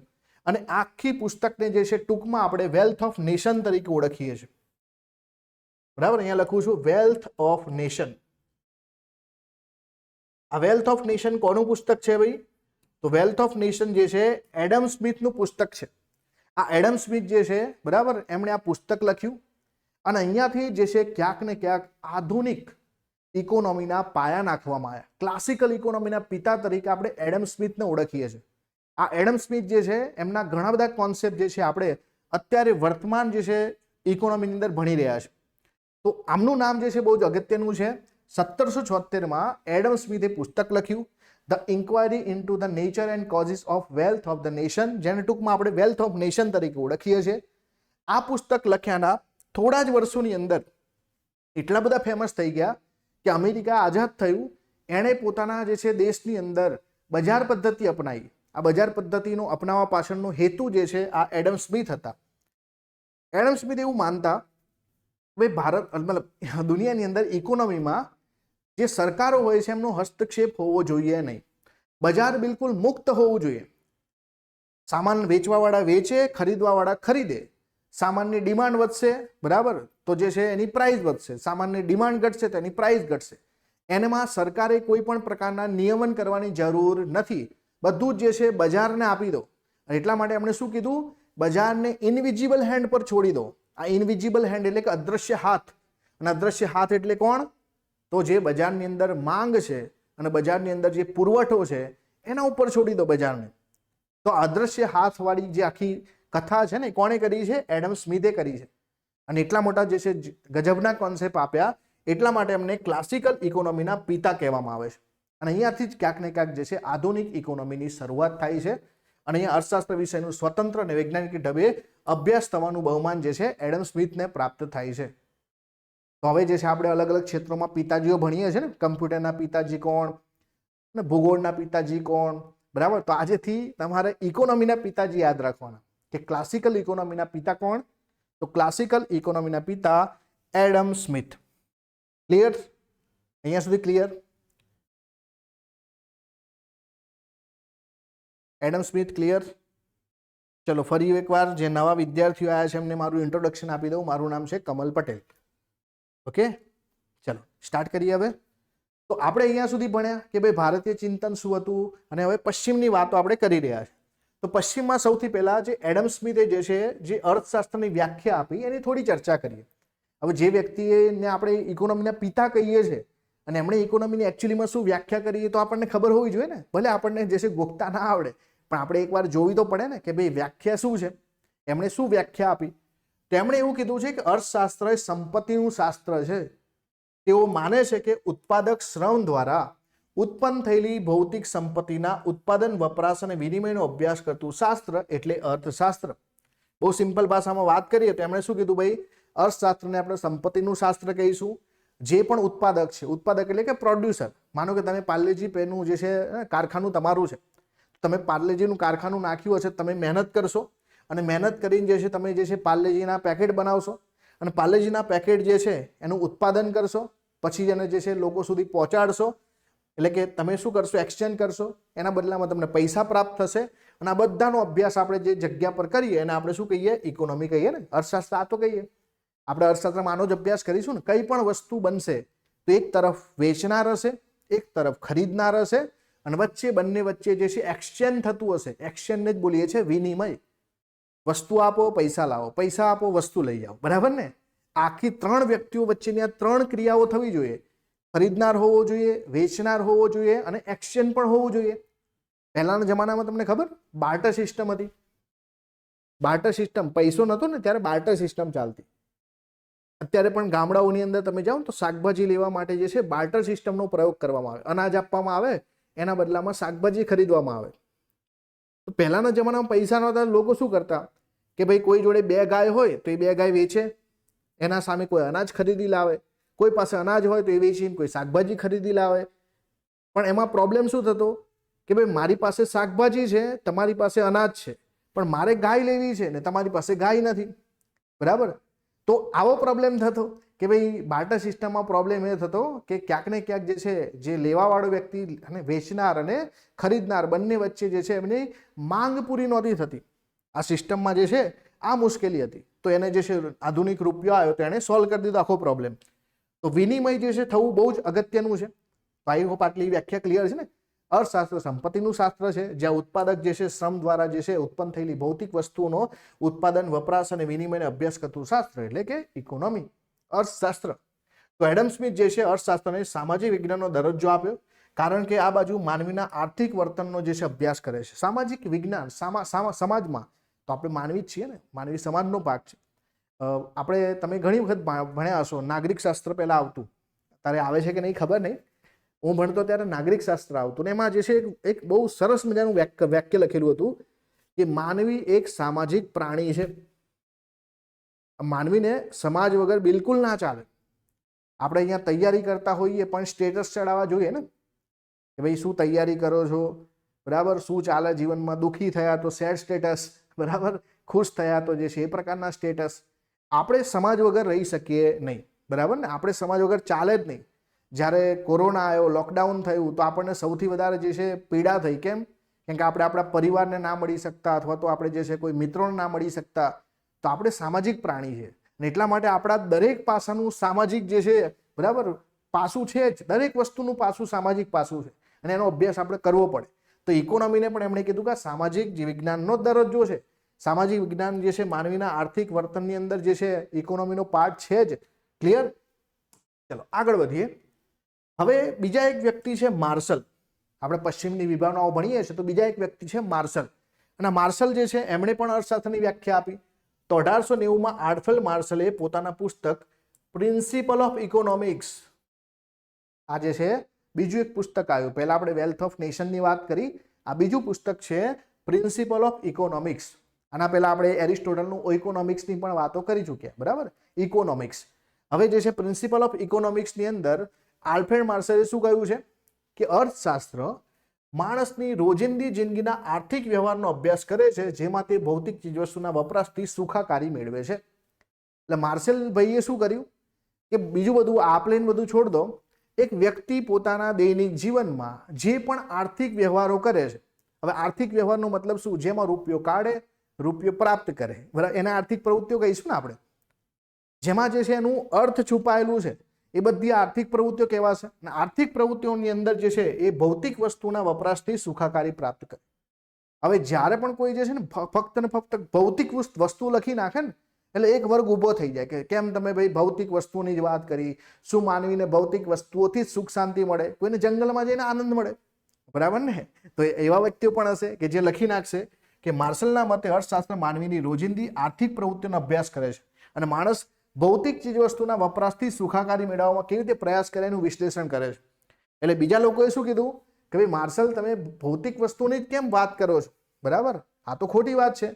એટલા માટે માર્શલભાઈની વ્યાખ્યાની જે છે ઘણા લોકોએ ટીકા કરી, બરાબર. આજકાલ તો આપણે દરેક વ્યક્તિની ટીકા થાય, તો માર્શલભાઈ આખું પ્રિન્સિપલ ઓફ ઇકોનોમિક્સ લખી નાખ્યું, તો પણ એમની ટીકા થઈ કે તમે ફક્ત ભૌતિક વસ્તુની જ વાત કેમ કરી? માનવી જે છે એટલો બધો નીચે થોડો પડી ગયો છે, એને તો જે છે, બરાબર, બીજી ઘણી બધી વસ્તુમાંથી આનંદ આવે. કોઈની મદદ કરવાથી આનંદ આવે, કોઈ જે છે યોગ કરવાથી આનંદ આવે. તો જે છે આર્થિક પ્રવૃત્તિઓ ના હોય એવી વસ્તુઓથી પણ આનંદ આવે. તો ફક્ત તમે અહીંયા જે ભૌતિક વસ્તુની વાત કેમ કરી? સુખાકારી ફક્ત ભૌતિક વસ્તુથી જ પ્રાપ્ત થાય છે. તો આમની શું થઈ ભાઈ? ટીકા થઈ. આગળ વાત કરીએ રોબિન્સ, બરાબર. આ 3 વ્યક્તિનું ભવિષ્ય ભણવાનું છે, બધા લોડ નહીં આપીએ. આ રોબિન્સ શું કહે છે? રોબિન્સે એવું કીધું છે કે કોઈ પણ શાસ્ત્ર અંતે તો માનવજીના કોઈ મૂળભૂત પ્રશ્ન કે સમસ્યાનો ઉકેલ શોધવાનો પ્રયત્ન કરતું હોય છે. માનવ જીવનના આર્થિક બાજુનો અગત્યનો પ્રશ્ન એ છે કે વૈકલ્પિક ઉપયોગવાળા મર્યાદિત સાધનોને અમર્યાદિત જરૂરિયાતો સાથે મેળ કેવી રીતે બેસાડવો. અને આ જ રોબિન્સની જે વ્યાખ્યા છે ને, આપણે આધુનિક ઇકોનોમિક્સમાં ભણીશું. એકચ્યુઅલીમાં જે છે ઇકોનોમીની જે ડેફિનેશન છે ને, રોબિન્સ વાળી જે છે ડેફિનેશન છે, બહુ જબરજસ્ત ડેફિનેશન છે. અત્યારે તમને થોડું સમજાશે કે ભાઈ આપણે જે છે કોઈ પણ શાસ્ત્રની વાત કરીએ, કઈ પણ વસ્તુ શોધીએ, એ કેમ શોધીએ છીએ? માનવ જીવનના કોઈ પ્રશ્નનો ઉકેલ જ શોધીએ છીએ ને. આજ માનો કે સ્ટાર્ટઅપનો જમાનો છે, તો સ્ટાર્ટઅપના જમાનામાં કોઈ પણ સ્ટાર્ટઅપ શું કરે છે? સૌથી પહેલા જે પ્રોબ્લેમ સ્ટેટમેન્ટ શોધે છે કે માનવ જીવનમાં કોઈ પ્રોબ્લેમ છે, એ પ્રોબ્લેમનું સોલ્યુશન આપણે આપીશું તો આપણે જે છે મોટા થઈ જઈશું, આપણું સ્ટાર્ટઅપ જે છે એને સક્સેસફુલ થઈ જશે. તો એવી રીતે કોઈ પણ વિજ્ઞાન ઊભું થાય, શેના માટે ઊભું થાય? માનવ જીવનના કોઈના કોઈ પ્રશ્નનું હલ જ કરે ને. હવે આપણે આ પૃથ્વી પર જન્મ્યા છીએ, તો પૃથ્વી પર ઘણા બધા રિસોર્સિસ છે. હવે આ રિસોર્સિસ કેવા છે? મર્યાદિત છે. તો એટલા માટે અહીંયા લખ્યું છે કે ભાઈ આપણી પાસે માનવ જીવનમાં આર્થિક બાજુએ જે છે વૈકલ્પિક ઉપયોગવાળા મર્યાદિત જે છે સાધનો છે. એક વસ્તુ અગત્યની છે, વૈકલ્પિક ઉપયોગવાળા. આપણી પાસે પાણી છે, પણ પાણીના મલ્ટિપલ ઉપયોગ છે, પણ પાણી લિમિટેડ છે. તો રિસોર્સ કેવો છે? લિમિટેડ છે, પરંતુ એના જે છે ઉપયોગો અલગ અલગ છે. તો આપણે કયો ઉપયોગ જે છે એને પ્રાયોરિટી આપીશું? એટલે કે અહીંયા જે છે આપણે પોતાની જે છે જરૂરિયાતો કેવી છે? માનવીની જરૂરિયાતો અમર્યાદિત છે, બરાબર. વ્યક્તિ જે છે ચાલતો હોય ને તો એ વિચારે સાયકલ જોઈએ, સાયકલ તો બાઇક, બાઇક તો કાર, કાર તો કહેશે કે ભાઈ હું જે છે હેલિકોપ્ટર જોઈએ, વિમાન જોઈએ, બરાબર. તો આપણા જીવનમાં આપણી માંગો ક્યારે જે છે પૂરી જ ના થાય. આપણે જે છે અમર્યાદિત જીવન જીવવું છે. આપણને ભગવાને પહેલાથી કીધું છે કે ભાઈ તમારી લાઈફ જે છે લિમિટેડ છે, પણ આપણે ભૌતિક વસ્તુઓ પાછળ પડવું જ છે અને આપણી જરૂરિયાતો અમર્યાદિત છે. તો આ મર્યાદિત જે છે જરૂરિયાતો નથી, આપણી અમર્યાદિત છે. અને બીજી બાજુ રિસોર્સ લિમિટેડ જ છે. તો આ બંને વચ્ચે મેળ બેસાડવો પડે કે નહીં? આજે આપણા દેશમાં અને વિશ્વમાં ગરીબી કેમ છે? આટલી બધી ગરીબી કેમ છે? કેમ કે પૈસા લિમિટેડ છે અમુક, બરાબર. જે અમુક લોકો પાસે સંકેન્દ્રણ થઈ ગયું, તો બાકીના લોકો પાસે પૈસા જ નથી, તો એ લોકો ગરીબ છે. રોજગારી લિમિટેડ છે અને લોકોની સંખ્યા વધારે છે, તો ત્યાં જે છે બેરોજગારી થાય છે. આ જ છે ને કે તમારી પાસે રિસોર્સ લિમિટેડ છે અને જરૂરિયાતો અમર્યાદિત છે. તો આ બંને વચ્ચે તમારે મેળ બેસાડવો પડે. અને આજે છે મેળ બેસાડવાનું આખું વિજ્ઞાન છે, એને જ આપણે એકચ્યુઅલીમાં ઇકોનોમી બોલીએ છીએ. સમજમાં આવ્યું અહીંયા સુધી? આપણો આખો દેશ જે છે એ આ તો કામ કરે આખું વર્ષ, બજેટ બનાવે, તો બજેટમાં જે લિમિટેડ પૈસા છે એમાંથી કેટલા પૈસા કોને ફાળવવા, કઈ યોજના ક્યાં બનાવી, કયા રાજ્યમાં પ્લાનિંગ કરવું, એ બધું જ સૌથી પહેલો કોન્સેપ્ટ છે લિમિટેડ પૈસાનો. પૈસા લિમિટેડ જ છે, પણ એ પૈસાનો ઉપયોગ વિવિધ રીતે થઈ શકે. તો આપણે એ પસંદ કરવું પડે કે કોનો સમય જે છે કયા પૈસા ક્યાં વાપરવા. હવે તમને હું તમારા એક્ઝામ્પલથી સમજાવું કે તમારી પાસે 24 કલાક છે, તમારા મિત્ર પાસે 24 કલાક છે, અને જે રેન્કર છે એની પાસે 24 કલાક છે. હવે આ 24 કલાકનો તમે કેવી રીતે ઉપયોગ કરો છો? તમે તમારી જરૂરિયાતને કેવી રીતે પૂરી કરો છો? બરાબર. તમે આખો દિવસ રીલ ફેરવો છો કે તમે જે છે એકચ્યુઅલીમાં સારી રીતે વાંચન કરો છો, રિવિઝન કરો છો? બંને પાસે 24 કલાક જ છે. ભગવાને તો જે છે જે ડેટા આપ્યા છે બંનેના પેક જે છે ને 1.5 GB નું જ છે. તમારું 1.5 GB નું ને બાજુવાળાનું 1.5 GB નું, બરાબર. મુકેશ કાકાની જેમ જે છે ત્યાં પણ જે છે 24 કલાક ફિક્સ છે. તમે કેવી રીતે ઉપયોગ કરો છો એનો, એ બહુ જ અગત્યનું છે. સમજમાં આવ્યું? તો બસ ઇકોનોમી પણ એવું છે કે રિસોર્સિસ લિમિટેડ છે અને આ રિસોર્સના ઉપયોગો વૈકલ્પિક છે, પણ એનો ઉપયોગ આપણે કેવી રીતે કરીશું એ જ આખું વિજ્ઞાન જે છે એકચ્યુઅલીમાં એ અર્થશાસ્ત્ર છે. તો રોબિન્સે પોતાના પુસ્તક જે છે 1931માં નેચર એન્ડ સિગ્નિફિકન્સ ઓફ ઇકોનોમિક્સમાં અર્થશાસ્ત્રની વ્યાખ્યા આ રીતે આપી છે કે economics is a science which study human behaviour as a relationship between ends and scare mean which have a alternative use. અહીંયા શું લખ્યું છે? Relationship between ends and scare mean which have alternative use. એટલે કે અહીંયા આપણે જરૂરિયાતો અને લિમિટેડ રિસોર્સ વચ્ચે જે છે આપણે બંધ બેસવાડવાનું છે અને માંગ વચ્ચે આપણે બેલેન્સ કરવાનું છે. અને આખી જીવન આપણે બેલેન્સ જ કરીએ. આપણે મધ્યમ વર્ગમાં જન્મ્યા છીએ તો આપણે આખી જિંદગી આમ જ નીકળે કે પપ્પા આ લાવવાનું છે, પપ્પા કે ભાઈ ગણતરી કરશે ને પછી કહેશે કે EMI આટલો બેસે, 2 મહિના પછી જોઈએ, બરાબર. 2 મહિના પછી કંઈક બીજું નીકળે એટલે પછી બીજું 4 મહિના ખેંચાય. તો આપણી આખી જિંદગી ખેંચવામાં જ જતી રહે ને. 2 છેડા ભેગા કરવામાં આખી જિંદગી પૂરી થઈ જાય. તો આ જ છે ઇકોનોમી. અને જે છે જે ઇકોનોમી જેના ઘરમાં સારું હશે એનું ઘર ચાલે, નહીં તો જે છે EMI પર EMI આવે અને એમની ઇકોનોમી ગબડે ને. ઘણા દેશોની ઇકોનોમી ફેલ થઈ જાય એનું કારણ આ છે કે ત્યાં જે છે સારા નાણામંત્રી નથી હોતા, બરાબર. તો જે ઘરમાં સારા નાણામંત્રી હોય, જે ઘરમાં જે છે સારું વ્યક્તિત્વ હોય કે જે પૈસાનું મહત્વ સમજે. જો પૈસાની પાછળ ના પડવું પડે પણ પૈસો તો કમાવવો પડશે ને, એનું મેનેજમેન્ટ પણ શીખવું પડશે. તો એ નહીં શીખીએ આપણે તો જે છે ગડબડ થઈ જશે. તો ગણતરી પણ કરવી પડે ને. આપણે ફક્ત પૈસા આયા ને વાપરા જ કરીએ તો આપણે મેનેજમેન્ટ ના હોય, સેવિંગ ના હોય, પૈસાનું મહત્વ જે છે એ ફક્ત કમાવામાં નહીં, એને કેવી રીતે બચાવાય એ પણ અગત્યનું છે. ચલો અહીંયા સુધી સમજમાં આવ્યું. તો આપણે અલગ અલગ પ્રકારની પશ્ચિમની જે છે વિભાવનાઓની વાત કરી. સેમ્યુએલે પણ કીધું કે જે છે economic study of how society use square resources to produce valuable commodity and distribute them among different people. તો સેમ્યુએલ એક વ્યક્તિ જે છે એવું કહે છે અને એક સ્ટેપ આગળ વધી ગયા. આ તો એવું કહે છે કે ઇકોનોમી એક એવી સ્ટડી છે કે જેની અંદર જે સમાજ દ્વારા કેવી રીતે આ જે છે રિસોર્સનો ઉપયોગ થાય છે, એને સમાજમાં કેવી રીતે જે છે વેલ્યુએબલ કોમોડિટીમાં જે છે કન્વર્ટ કરવામાં આવે ને પછી કેવી રીતે એને ડિસ્ટ્રીબ્યુટ કરવામાં આવે. તો મોડર્ન ઇકોનોમીની અંદર પણ આપણે આ કોન્સેપ્ટ વાપરીએ છીએ કે આપણી સરકાર એક લિમિટેડ બજેટમાં જે રિસોર્સિસ છે એને જે છે કેવી રીતે વેલ્યુએબલ કોમોડિટીમાં કન્વર્ટ કરે છે અને પછી એને લોકો સુધી કેવી રીતે પહોંચાડે છે. માનો કે આપણી પાસે પાણીનો આપણે જે છે સરકાર પાસે માનો કે એનો જે છે ઇજારો છે, તો સરકાર એનો ઉપયોગ કેવી રીતે કરાવશે? એને પીવાના પાણીમાં કન્વર્ટ કરાવશે, એને જે છે ખેતીમાં કન્વર્ટ કરાવશે, એને ઉદ્યોગોની અંદર જે છે આપવાનો પ્રયત્ન કરશે. તો એ બધા આગળના ક્ષેત્રોનો વિકાસ થશે, એનાથી ઇન્કમ જનરેટ થશે અને આગળના ક્ષેત્રોનો વિકાસ થશે. ચલો આટલું ક્લિયર છે. તો અહીંયાથી આપણે એટલું શીખ્યા કે ભાઈ અર્થશાસ્ત્ર એ માનવીના આર્થિક વર્તનનો અભ્યાસ કરતું શાસ્ત્ર છે. વાસ્તવદર્શી શાસ્ત્ર છે. તેનો જે છે અભ્યાસ એક પદ્ધતિ વૈજ્ઞાનિક છે અને સામાજિક વિજ્ઞાન પણ આને આપણે કહીએ છીએ.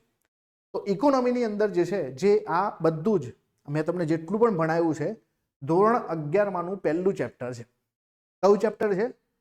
ધોરણ 11 નું પહેલું ચેપ્ટર છે. તમે આખું ચેપ્ટર વાંચશો ને એમાં તમને આ 4-5 બાબતો જોવા મળશે. મેં તમને સિમ્પલ ભાષામાં ઇકોનોમીની વાત કરી કે ઇકોનોમી જે છે એનો ઉદ્ભવ ક્યાંથી થયો, ભારતીય ચિંતન શું છે, વિદેશી ચિંતન શું રહ્યું છે. હવે આપણે વાત કરીએ ઇકોનોમીની કે ભાઈ economics is the study of how society use square resources to produce valuable commodity and distribute them among different people. એટલે કે અર્થશાસ્ત્ર એવું અધ્યયન છે જેની અંદર સમાજો કેવી રીતે મૂલ્યવાન ચીજવસ્તુનું ઉત્પાદન કરવા અને વિવિધ લોકોમાં તેનું વિતરણ કરવા માટે દુર્લભ સંસાધનનો ઉપયોગ કરે છે.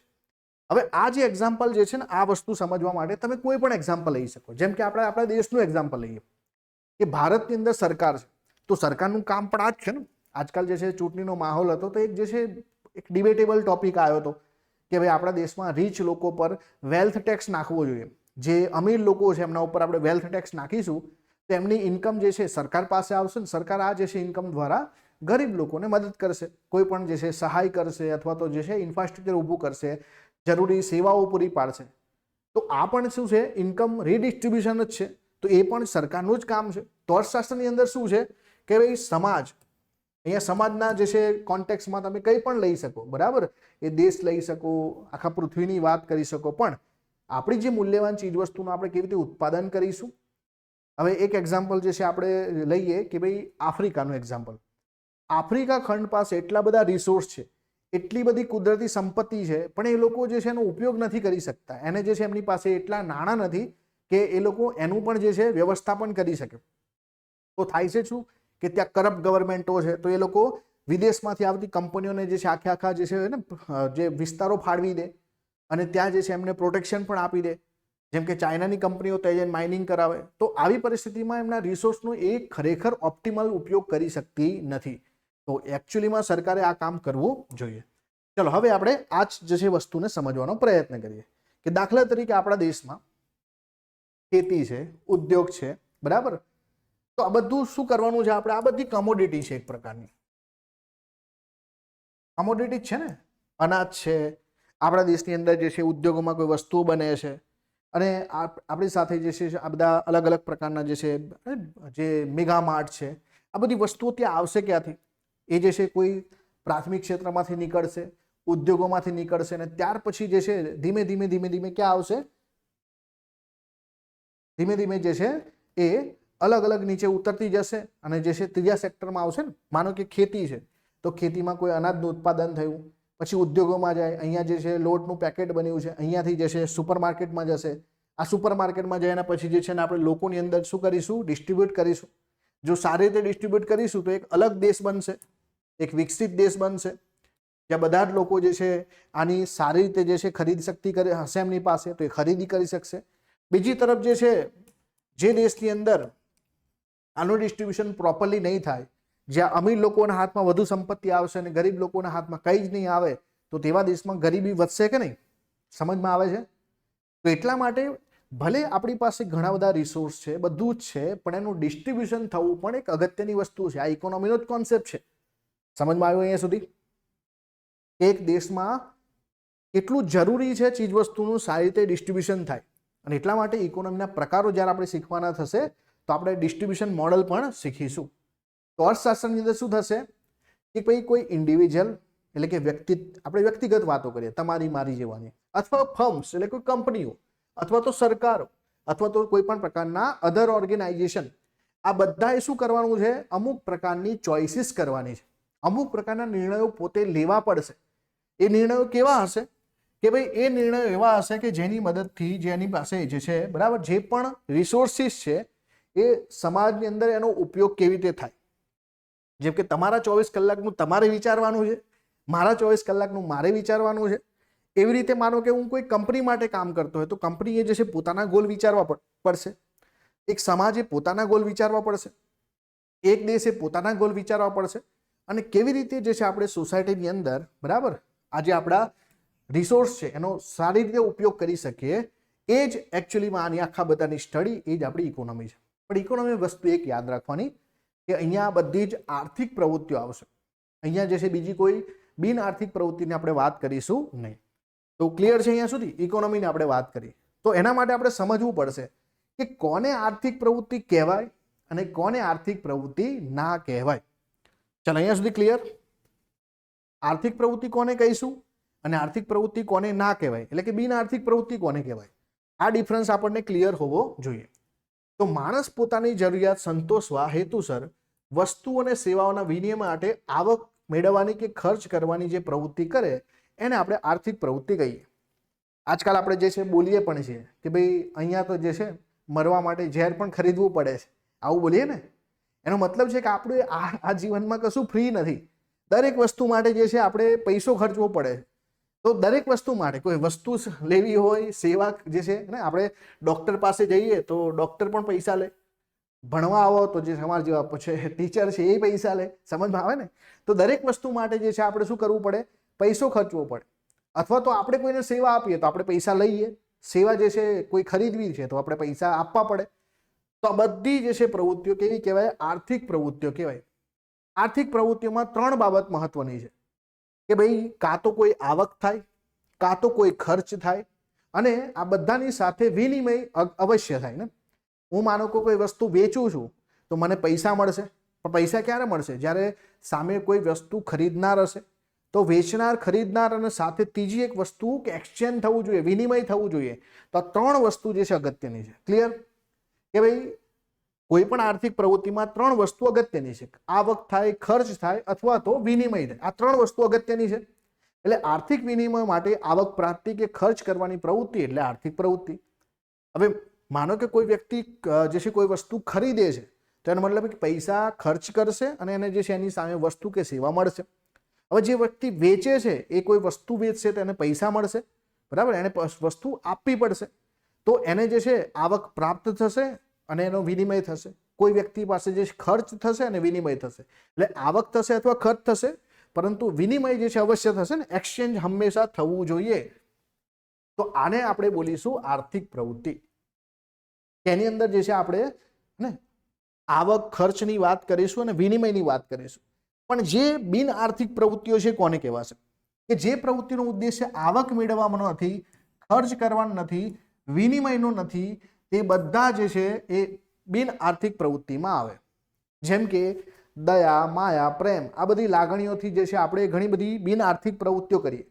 માનો કે આપણે જે છે કોઈ મંદિરમાં ગયા કે કોઈ ભિખારી બેઠો છે એને આપણે 10 રૂપિયા આપી દીધા, એટલે આપણો ખર્ચ થયો, પણ એમાં એક્શન કંઈ થતું નથી. આપણને એની સામે કંઈ મળે છે, આપણે એવી આશા રાખીએ છીએ કે ભાઈ ભિખારી જે છે એના બદલામાં કંઈક સેવા આપશે, બરાબર.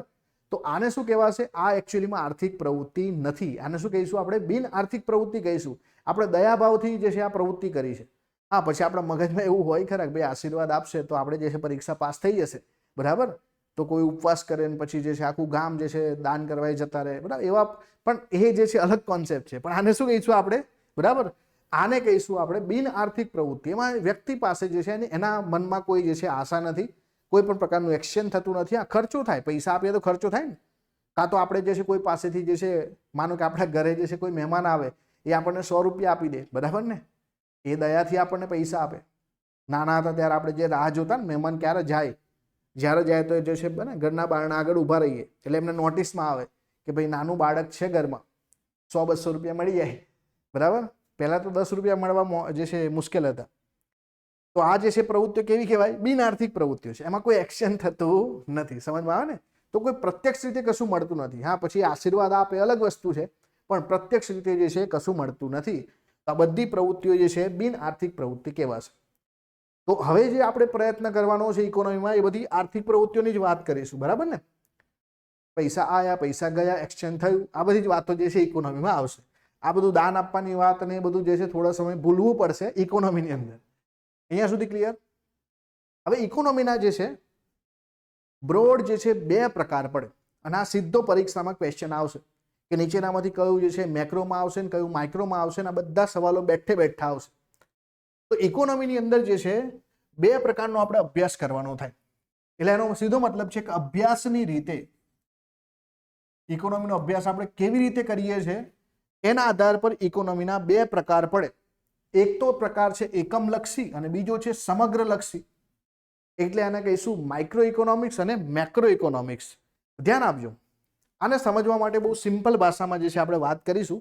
સૌથી પહેલા અહીંયા જે લખ્યું છે એને થોડો સમજવાનો પ્રયત્ન કરીએ કે ભાઈ અર્થશાસ્ત્રમાં માંગના અભ્યાસમાં વિશ્લેષણનું એકમ જે છે ગ્રાહક છે. અર્થશાસ્ત્રમાં માંગના અભ્યાસમાં વિશ્લેષણનું એકમ ગ્રાહક છે. આપણે જે પણ એનાલિસિસ કરીશું શેના બેઝ પર? ગ્રાહક. આપણે જે દુકાન ખોલીએ ને તો લખીએ કે ભાઈ ગ્રાહક ભગવાન છે ને, ગ્રાહક જ મૂળ છે, ત્યાંથી જ આપણે સ્ટાર્ટ કરીશું. તો ગ્રાહક જે છે બરાબર એને આપણે ભગવાન કહીએ છીએ. તો એટલા માટે કે વિશ્લેષણનું એકમ જે છે એ ગ્રાહક છે. પુરવઠાના અભ્યાસમાં પેઢી જે છે વિશ્લેષણનું એકમ છે. તો જ્યારે માંગની વાત કરીશું, ડિમાન્ડ અને સપ્લાય, આવું તમે જે છે ઇકોનોમીમાં સાંભળ્યું હશે. એકચ્યુઅલીમાં તમારે ઇકોનોમી શીખવું હોય ને તો ડિમાન્ડ અને સપ્લાયને જો સમજી જાઓ તો ઇકોનોમી આવડી જાય. ડિમાન્ડ અને સપ્લાય. ડિમાન્ડને આપણે શું કહીએ છીએ? માંગ. અને સપ્લાય જે છે જેને આપણે કહીએ છીએ પુરવઠો. જો આપણે બજારમાં જે છે એક ગ્રાહક તરીકે જઈએ તો આપણે શું ઊભી કરીએ? માંગ ઊભી કરીએ ને. માનો કે હું એવું કહું છું કે મારે આઈફોન જોઈએ છે, બીજા 10 લોકો આઈફોન કરે તો જે છે માર્કેટમાં આઈફોનનો જે છે ને આઈફોનની કંપનીવાળા શું કરશે? એનો પુરવઠો જે છે લિમિટેડ કરી દેશે. અને પુરવઠો લિમિટેડ કરી દેશે તો શું થશે? આઈફોનના ભાવ ઉંચકાઈ જશે. આવું જ થાય ને. ડિમાન્ડની સામે જે છે સપ્લાય જે છે પૂરતો ના હોય તો ડિમાન્ડ જે છે વધારે હોય, માનો કે 50 લોકો ખરીદવાવાળા હોય ને 10 જ લોકો 10 જ જે છે નંબર 10 યુનિટ જ જે છે વેચવા કાઢે તો શું થાય? એના ભાવ ઓટોમેટિક વધે. તો આ લોકો પણ આવું જ કરે. તો પુરવઠો જે છે એમાં પેઢીના હાથમાં બધું છે. જે પણ પેઢી હોય, તેલ બનાવવાળી પેઢી હોય, મોબાઈલ બનાવવાળી પેઢી હોય, બરાબર ને, કંપની એ પેઢી એક પ્રકારે. તો જ્યારે આપણે પુરવઠા સાઈડ જઈએ તો પેઢી વિશ્લેષણનું એકમ થાય. અને જ્યારે આપણે આ બાજુ એટલે કે માંગ સાઈડ જઈએ, ડિમાન્ડ સાઈડ જઈએ તો ત્યાં ગ્રાહક. સમજમાં આવ્યું ને? આટલું સિમ્પલ કે જો ડિમાન્ડ સાઈડ જઈએ તો ગ્રાહક અગત્યનું પાસું છે. આ ગ્રાહકના પરિપ્રેક્ષમાં જ આપણે વિચારવું પડશે કે ભાઈ ગ્રાહક આવા પ્રકારની માંગ કરે છે, એની માંગમાં કેવી રીતે ફેરફારો આવે છે. આ જે છે એકમ બની જાય છે. આના પરથી જ બધું વિશ્લેષણ થાય. જ્યારે સપ્લાય સાઈડ જઈએ તો પુરવઠો જે છે એના આધાર પર બધું જ વિશ્લેષણ, એટલે કે અહીંયા પેઢીના આધાર પર વિશ્લેષણ સપ્લાય સાઈડ થાય. ક્લિયર? તો જે છે વપરાશનો એકમ વસ્તુ કે સેવા છે. શ્રમ બજારમાં શ્રમ એકમ છે. જ્યાં એકમનો જે છે વર્તનનો અભ્યાસ થાય, જ્યાં સીમાંતની ગણતરી થાય એ અભ્યાસ એકમલક્ષી છે. આવા અભ્યાસનું કેન્દ્રબિંદુ એકમ હોય છે. જ્યારે સમગ્રલક્ષી અભ્યાસ જે સમષ્ટિનો અભ્યાસ, દાખલા કે કુલ રોજગારી, રાષ્ટ્રીય આવક, વસ્તી વગેરે અર્થતંત્રના સમગ્રના ખ્યાલો આપે છે. હવે આને જે છે બહુ બેઝિક રીતે સમજીએ કે એક મોટું જંગલ છે. અને જંગલની ઉપરથી આપણા જે છે, માનો કે વડાપ્રધાન જે છે હેલિકોપ્ટર લઈને નીકળે, બરાબર, તો એ જે છે આખા જંગલને જોઈને શું કહેશે કે ભાઈ જંગલ તો લીલુંછમ છે. સમજમાં આવે ને? તેમ જ્યારે ઉપર દેશના જે ઇકોનોમિસ્ટ હશે અથવા દેશના નાણામંત્રી હશે એ આપણા દેશનું જે એનાલિસિસ કરે કે ભાઈ આખા દેશમાં કેટલી રોજગારી છે, દેશની કુલ જીડીપી કેટલી છે, તો આખું સમગ્ર પાસું જે છે ધ્યાનમાં લે ને, તો સમગ્ર પાસું ધ્યાનમાં લેવામાં આવે કે આ દેશની કુલ આવક કેટલી છે, માથાદીઠ આવક કેટલી છે. એમાં ઇન્ડિવિજ્યુઅલની વાત ના કરવામાં આવે, આખા દેશની વાત કરવામાં આવે. તો આ ઇકોનોમીને આપણે શું કહીએ છીએ? સમગ્રલક્ષી ઇકોનોમી કહેવામાં આવે, જેને ઇંગ્લિશમાં કહેવામાં આવે મેક્રો ઇકોનોમિક્સ. શું કહેવામાં આવે? Macro economics. આખા જંગલનો અભ્યાસ એક સાથે, કે જેમાં કુલ રોજગારી કેટલી, આવક કેટલી, વસ્તી, આ બધાના જે છે કોન્સેપ્ટ જે છે ભણવામાં આવે કે ભાઈ વસ્તીમાં ફેરફાર થવાથી જે છે માથાદીઠ આવકમાં શું ફેરફાર થાય, ઓવરઓલ આખા જે છે દેશની અંદર બેરોજગારીનો દર કેવો છે, ગરીબીનું પ્રમાણ કેવું છે. સમજમાં આવે અહીંયા સુધી? તો આખા જે છે યુનિટને એક જ ગણીને એવા અલગ અલગ જે છે પેરામીટરનું એક સાથે અભ્યાસ કરવામાં આવે તો એને કહેવામાં આવે મેક્રો ઇકોનોમિક્સ. મોટા ભાગે 90% જે છે આપણે જે ભણવાનું થાય એ મેક્રો ઇકોનોમિક્સ જ ભણવાનું થાય મોટા ભાગે. સમજમાં આવ્યા સુધી? પણ માનો કે કોઈ જે છે જંગલની અંદર નીચા ઉતરીએ તો ખબર પડે ને, કોઈ ઝાડ મોટું છે, કોઈ ઝાડ નાનું છે, કોઈના જે છે પાન લીલા છે, કોઈના પીળા છે, કોઈ જે છે ઝાડ જ નથી, જે વેલો પડી હશે નીચે. સમજમાં આવે? તો આ દેશની અંદર જ્યારે નીચે સપાટી પર ઉતરીએ તો નાના ધંધાવાળા, મોટી જે કંપનીઓ, બરાબર, પછી અસંગઠિત ક્ષેત્ર છે, સંગઠિત ક્ષેત્ર છે, એવું અલગ અલગ વસ્તુ દેખાય.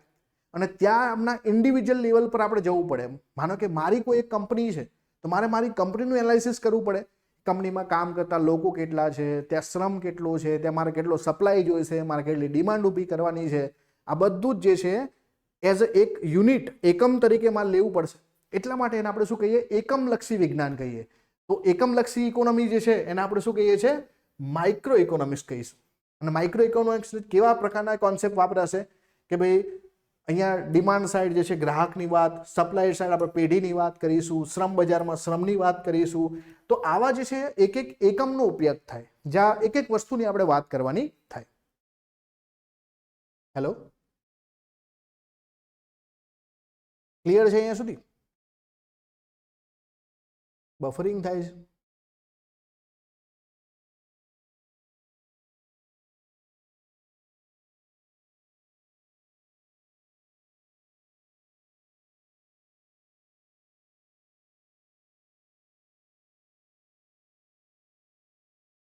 ઓકે, હવે ક્લિયર છે? તો જો અહીંયા જે છે આપણે જે વાત કરી કે ભાઈ માઇક્રો ઇકોનોમિક્સ શું છે ને મેક્રો શું છે. મેક્રોનો મતલબ થાય સમગ્ર લક્ષી, આખી ઇકોનોમીના બધા જ પેરામીટરને એક સાથે ગણીએ. માનો કે કોઈ એવો વ્યક્તિ છે તમને પૂછે ભારતની જીડીપી કેવી, તો એ આપણે સમગ્ર લક્ષી વાત કરીશું. ભારતમાં રોજગારી કેવી, ભારતમાં બેરોજગારી કેવી, આ બધી જ વસ્તુ સમગ્ર લક્ષી છે. જ્યારે એકમ લક્ષીની વાત કરીએ તો એક એક ઇન્ડિવિજ્યુઅલ જે છે પેરામીટરની વાત કરીશું. કંપનીમાં જે છે કેટલા કર્મચારીઓ છે, ત્યાં કંપનીનો સપ્લાય કેટલો છે, કંપનીની ડિમાન્ડ કેટલી છે. ક્લિયર? તો આઈ હોપ હવે તમને સમજમાં આવ્યું છે કે ભાઈ સમગ્રલક્ષી જે છે ઇકોનોમી કોને કહેવાય અને એકમલક્ષી ઇકોનોમી કોને કહેવાય. એકમનો મતલબ માઇક્રો અને સમગ્રનો મતલબ થાય macro. Micro macro, micro macro. Clear? ચલો હવે આગળ વધીએ. એકમલક્ષી જે છે અર્થશાસ્ત્રની અંદર મેં કીધું એ પ્રકારે કયા કયા એકમોની વાત કરીશું આપણે? તો ત્યાં આપણે ગ્રાહકની વાત કરીશું, પેઢીની વાત કરીશું, શ્રમિકની વાત કરીશું. અને આ જેવા આર્થિક એકમો નિર્ણય કરવામાં મદદરૂપ થાય છે, તેમના આર્થિક વર્તનને સમજવામાં ફાળો આપે છે. જ્યારે સમગ્રલક્ષી અર્થશાસ્ત્ર જે છે એની મદદથી આપણે શું કરી શકીએ કે ભાઈ આખા દેશનો જે છે આપણે કોઈ પ્લાનિંગ કરવું હોય તો આપણે સમગ્રલક્ષી પર જ જવું પડશે ને કે ઓવરઓલ આખા દેશમાં કેવી ઇકોનોમી છે. તો સરકારે કોઈ પણ આર્થિક નીતિ ઘડવી હોય, આર્થિક સંસ્થાઓના નિર્ણય લેવામાં જે છે મદદ, માનો કે કોઈ સરકારે ઇકોનોમી માટે પ્લાનિંગ કરવું હોય, કોઈ જે છે નવી યોજના બનાવવી હોય તો એને આખે સમગ્રલક્ષી પિક્ચર જોવું પડે.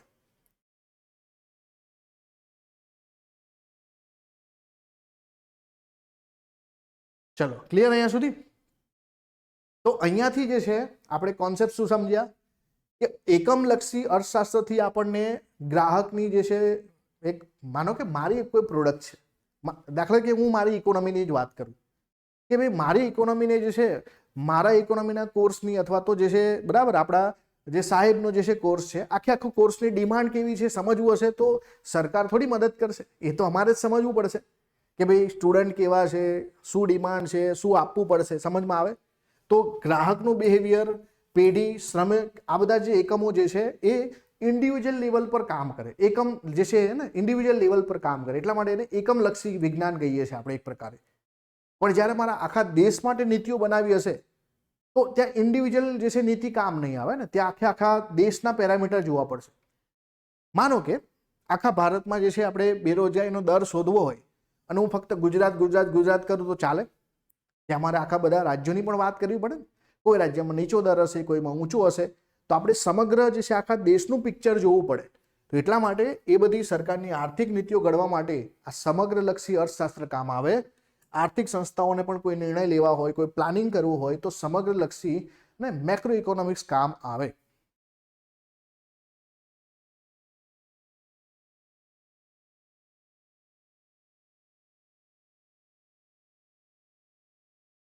જસ્ટ અ સેકન્ડ, થોડું આઈ થિંક બફરિંગ થાય છે.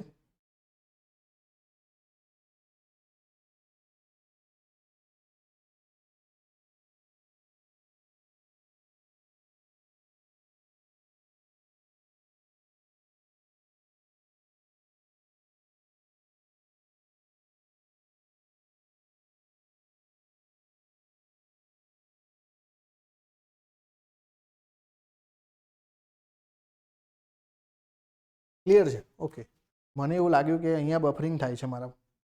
તો આપણે એટલું સમજ્યા કે ભાઈ એકમલક્ષી અને સમગ્રલક્ષી બે વિશ્લેષણના જે છે ભાગ છે.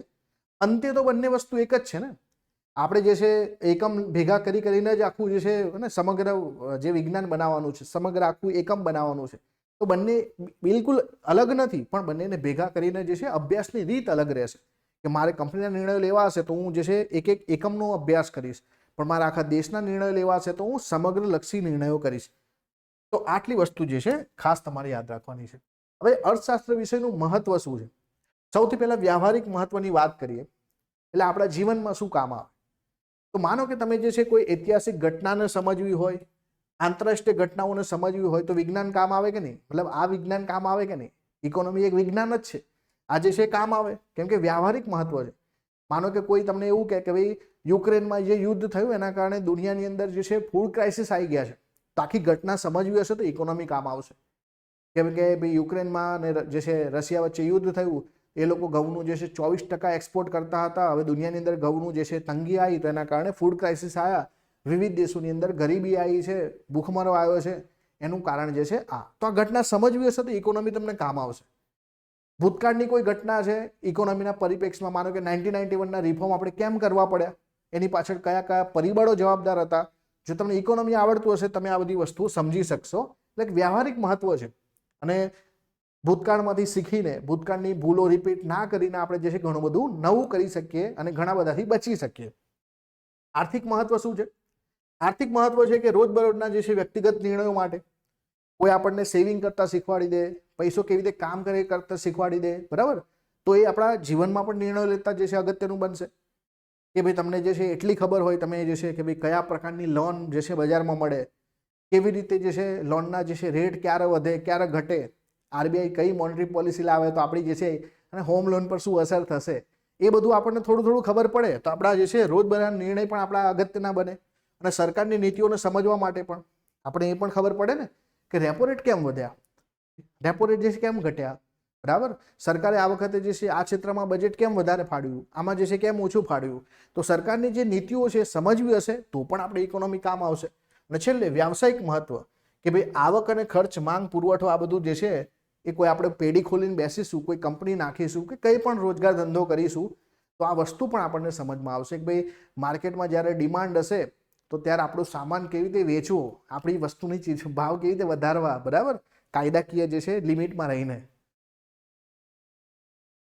સમજમાં આવ્યું? તો આ થઈ ગયું બહુ બેઝિક વસ્તુની વાત કરી આજે મેં તમારી સાથે, બહુ જ બેઝિક, બરાબર, કે જેની મદદથી તમે ઇકોનોમી શું છે એ સમજ્યા. ક્લાસિકલ ઇકોનોમીથી લઈને આપણે ભારતીય ચિંતકો, પશ્ચિમના ચિંતકોની પણ વાતો કરી, ઇકોનોમીની એમની ડેફિનેશનની વાત કરી, આપણે એકમલક્ષી વાત કરી, આપણે સમગ્રલક્ષી વાત કરી, આર્થિક પ્રવૃત્તિની વાત કરી, બિન આર્થિક પ્રવૃત્તિની વાત કરી. ક્લિયર છે? સમજમાં આવ્યું? ચાલો થોડા પ્રશ્નો સોલ્વ કરીએ અને આ જે શીખ્યા એના પરથી આપણે થોડા પ્રશ્નોની વાત કરીએ. સૌથી પહેલો તો ક્વેશ્ચન છે કે માનવીની આર્થિક સમસ્યાના ઉકેલ અને માનવીના આર્થિક વર્તનનો અભ્યાસ કરતા શાસ્ત્રને કયા નામથી ઓળખવામાં આવે છે? તર્કશાસ્ત્ર કહીશું, ભૌતિકશાસ્ત્ર કહીશું, અર્થશાસ્ત્ર કહીશું કે આંકડાશાસ્ત્ર કહીશું? તો આ તો નાના બાળકને પણ આવડે, બરાબર, તો એ છે અર્થશાસ્ત્ર. તો આને આપણે શું કહીશું? અર્થશાસ્ત્ર કહીશું. બીજો ક્વેશ્ચન છે ઇકોનોમિક શબ્દ કયા ગ્રીક શબ્દ પરથી ઉતરી આવ્યો છે? ઇકોનોમિક શબ્દ જે છે કયા ગ્રીક શબ્દ પરથી ઉતરી આવ્યો છે? ઓઇકોનોમસ, ઇકોલોજી, ફિલો, નોમોસ, આ પણ તમને ફટાફટ આવડી જશે ને. તો ઇકોનોમી શબ્દ ગ્રીક શબ્દ ઓઇકોનોમસ પરથી ઉતરી આવ્યો છે. એનો મતલબ શું થાય? ઘરના સામાનનું વ્યવસ્થાપન, ઘરના સામાનનું વ્યવસ્થાપન. તો આનો આન્સર છે ઓઇકોનોમસ. ત્રીજો ક્વેશ્ચન, કયા અર્થશાસ્ત્રીને અર્થશાસ્ત્રના વૈજ્ઞાનિક ઢબે સ્વતંત્રપણે અભ્યાસ શરૂ કરવાનું બહુમાન મળ્યું છે? કોણે પહેલી વખતે અર્થશાસ્ત્રનો જે છે એક અલગથી વિજ્ઞાન તરીકે અભ્યાસ સ્ટાર્ટ કરાયો છે? વૈજ્ઞાનિક ઢબે જે છે સ્વતંત્રપણે અભ્યાસ શરૂ કરવાની વાત કરી છે, જેને આપણે ઇકોનોમીના પિતા બોલીએ છીએ, ક્લાસિકલ ઇકોનોમીના પિતા જેને કહીએ છીએ, એ વ્યક્તિનું નામ છે એડમ સ્મિથ. શું નામ છે એમનું? Adam Smith. અર્થશાસ્ત્રને વાસ્તવવાદી વિજ્ઞાન તરીકે રજૂ કરનાર અર્થશાસ્ત્રી કોણ છે? આ થોડું ટ્રિકી બનશે. વાસ્તવવાદી વિજ્ઞાન તરીકે રજૂ કરનાર અર્થશાસ્ત્રી જે છે એમનું નામ છે રોબિન્સ. શું નામ છે ભાઈ? રોબિન્સ. અર્થશાસ્ત્રના અભ્યાસ અને વિશ્લેષણ ક્ષેત્રે કેટલી રીતે ભાગ પડે? અર્થશાસ્ત્રને આપણે કેટલા ભાગ પાડીએ એના વિશ્લેષણની રીતે, બરાબર, અભ્યાસ માટે જે છે આપણે કેટલા ભાગ પાડીએ? તો હમણાં જ આપણે શીખ્યા એનું વિશ્લેષણ જે છે, માનો કે મારે એકમલક્ષી કરવું હોય, કોઈ એકમની વાત કરતો હું એકમલક્ષી કહીશ, જેને આપણે બોલીએ છીએ માઇક્રો ઇકોનોમિક્સ, અને હું જો સમગ્રલક્ષી કરીશ તેને શું કહીશ, મેક્રો ઇકોનોમિક્સ. તો સમજમાં આવ્યું ને? અર્થશાસ્ત્રના અભ્યાસ અને વિશ્લેષણના ક્ષેત્રની કેટલા ભાગ પડે છે ભાઈ? તો ભાગ પડે છે 2, મેક્રો અને માઇક્રો. એકમલક્ષી અને સમગ્રલક્ષી, માઇક્રો અને મેક્રો. ઊંધું ના થઈ જાય. એકમ એટલે માઇક્રો અને સમગ્ર એટલે મેક્રો. તમારે ખાસ યાદ રાખવાનું, જંગલ અને ઝાડ, જંગલનો જે આખા જંગલનો અભ્યાસ એટલે મેક્રો, અને એક ઝાડનો અભ્યાસ એટલે માઇક્રો. ચલો આગળ વધીએ. પ્રિન્સિપલ ઇકોનોમિક્સ પુસ્તક કોણે લખ્યું છે? પ્રિન્સિપલ ઓફ ઇકોનોમિક્સ પુસ્તક કોણે લખ્યું છે? એડમ સ્મિથે લખ્યું છે, માર્શલ રોબિન્સ, સેમ્યુઅલ્સ?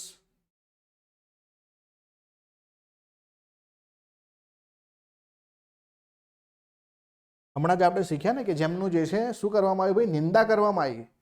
તો એમણે પ્રિન્સિપલ ઓફ ઇકોનોમિક્સ લખ્યું છે. એ વ્યક્તિ કોણ છે ભાઈ? માર્શલ. વ્યક્તિ જે છે ભૂલ કરી બેઠા કે ભૌતિક વસ્તુઓની વાત કરી નાખી, કે ભૌતિક વસ્તુઓથી આનંદ આવે. તો આપણે આ બધું શીખ્યા છે. આર્થિક પ્રવૃત્તિની વાત કરી કે ભાઈ જરૂરિયાત સંતોષવા માણસ દ્વારા પ્રવૃત્તિ, જેમાં આવક, ખર્ચ અને વિનિમય સંકળાયેલા હોય એને આપણે આર્થિક પ્રવૃત્તિ કહીએ. પછી આપણે શીખ્યા માઇક્રો ઇકોનોમિક્સ, જે આર્થિક અભ્યાસ અર્થતંત્રના આર્થિક એકમોનું વિશ્લેષણ કરે તે એકમલક્ષી છે. અને સમગ્રલક્ષીમાં આપણે શીખ્યા કે સમષ્ટિનો અભ્યાસ કરવામાં આવે, તારણો સમગ્ર અર્થતંત્રને લાગુ પડે. પછી જે છે આ પાઈ ચાર્ટ ને બધું તો આપણે નથી શીખવાનું, પણ આપણે આટલી વસ્તુની વાત કરી કે નોર્મેટિવ શું છે, બરાબર? એ પણ જે છે આગળ શીખીશું આપણે, અત્યારે જરૂર નથી. પણ આટલા બધા શબ્દો જે છે, વિશ્લેષણ શું કહેવાય, આ બધી ડેફિનેશન લખેલી છે. અહીંયા સુધી ક્લિયર? સમજમાં આવ્યું અહીંયા સુધી?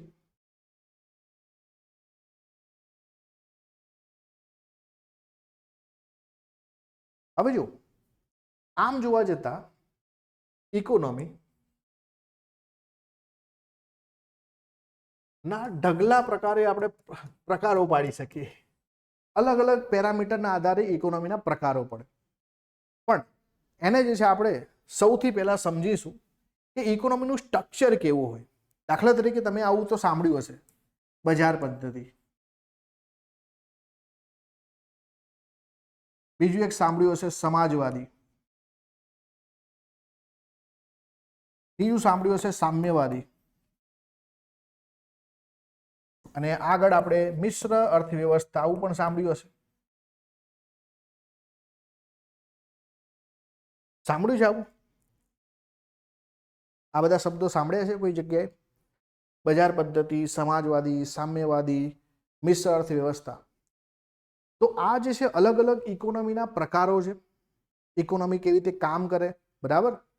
તો એ શેના આધાર પર જે છે આપણે આવો પ્રકારો પાડીએ છીએ? કોઈને ખ્યાલ છે? કોઈ કહી શકે?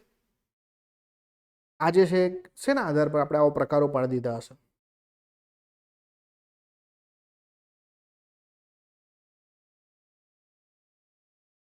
એનીવન? એની પાછળ કોઈ વિજ્ઞાન છે? ગવર્મેન્ટની ભૂમિકાના આધાર પર, બજારના પ્રકારે, ઓકે, અમુક પેરામીટર. Very good. તો જો કોઈ પણ ઇકોનોમીની અંદર ધ્યાન આપજો ખાસ, આપણે જે છે બહુ જ અગત્યનો કોન્સેપ્ટ એ છે, બરાબર,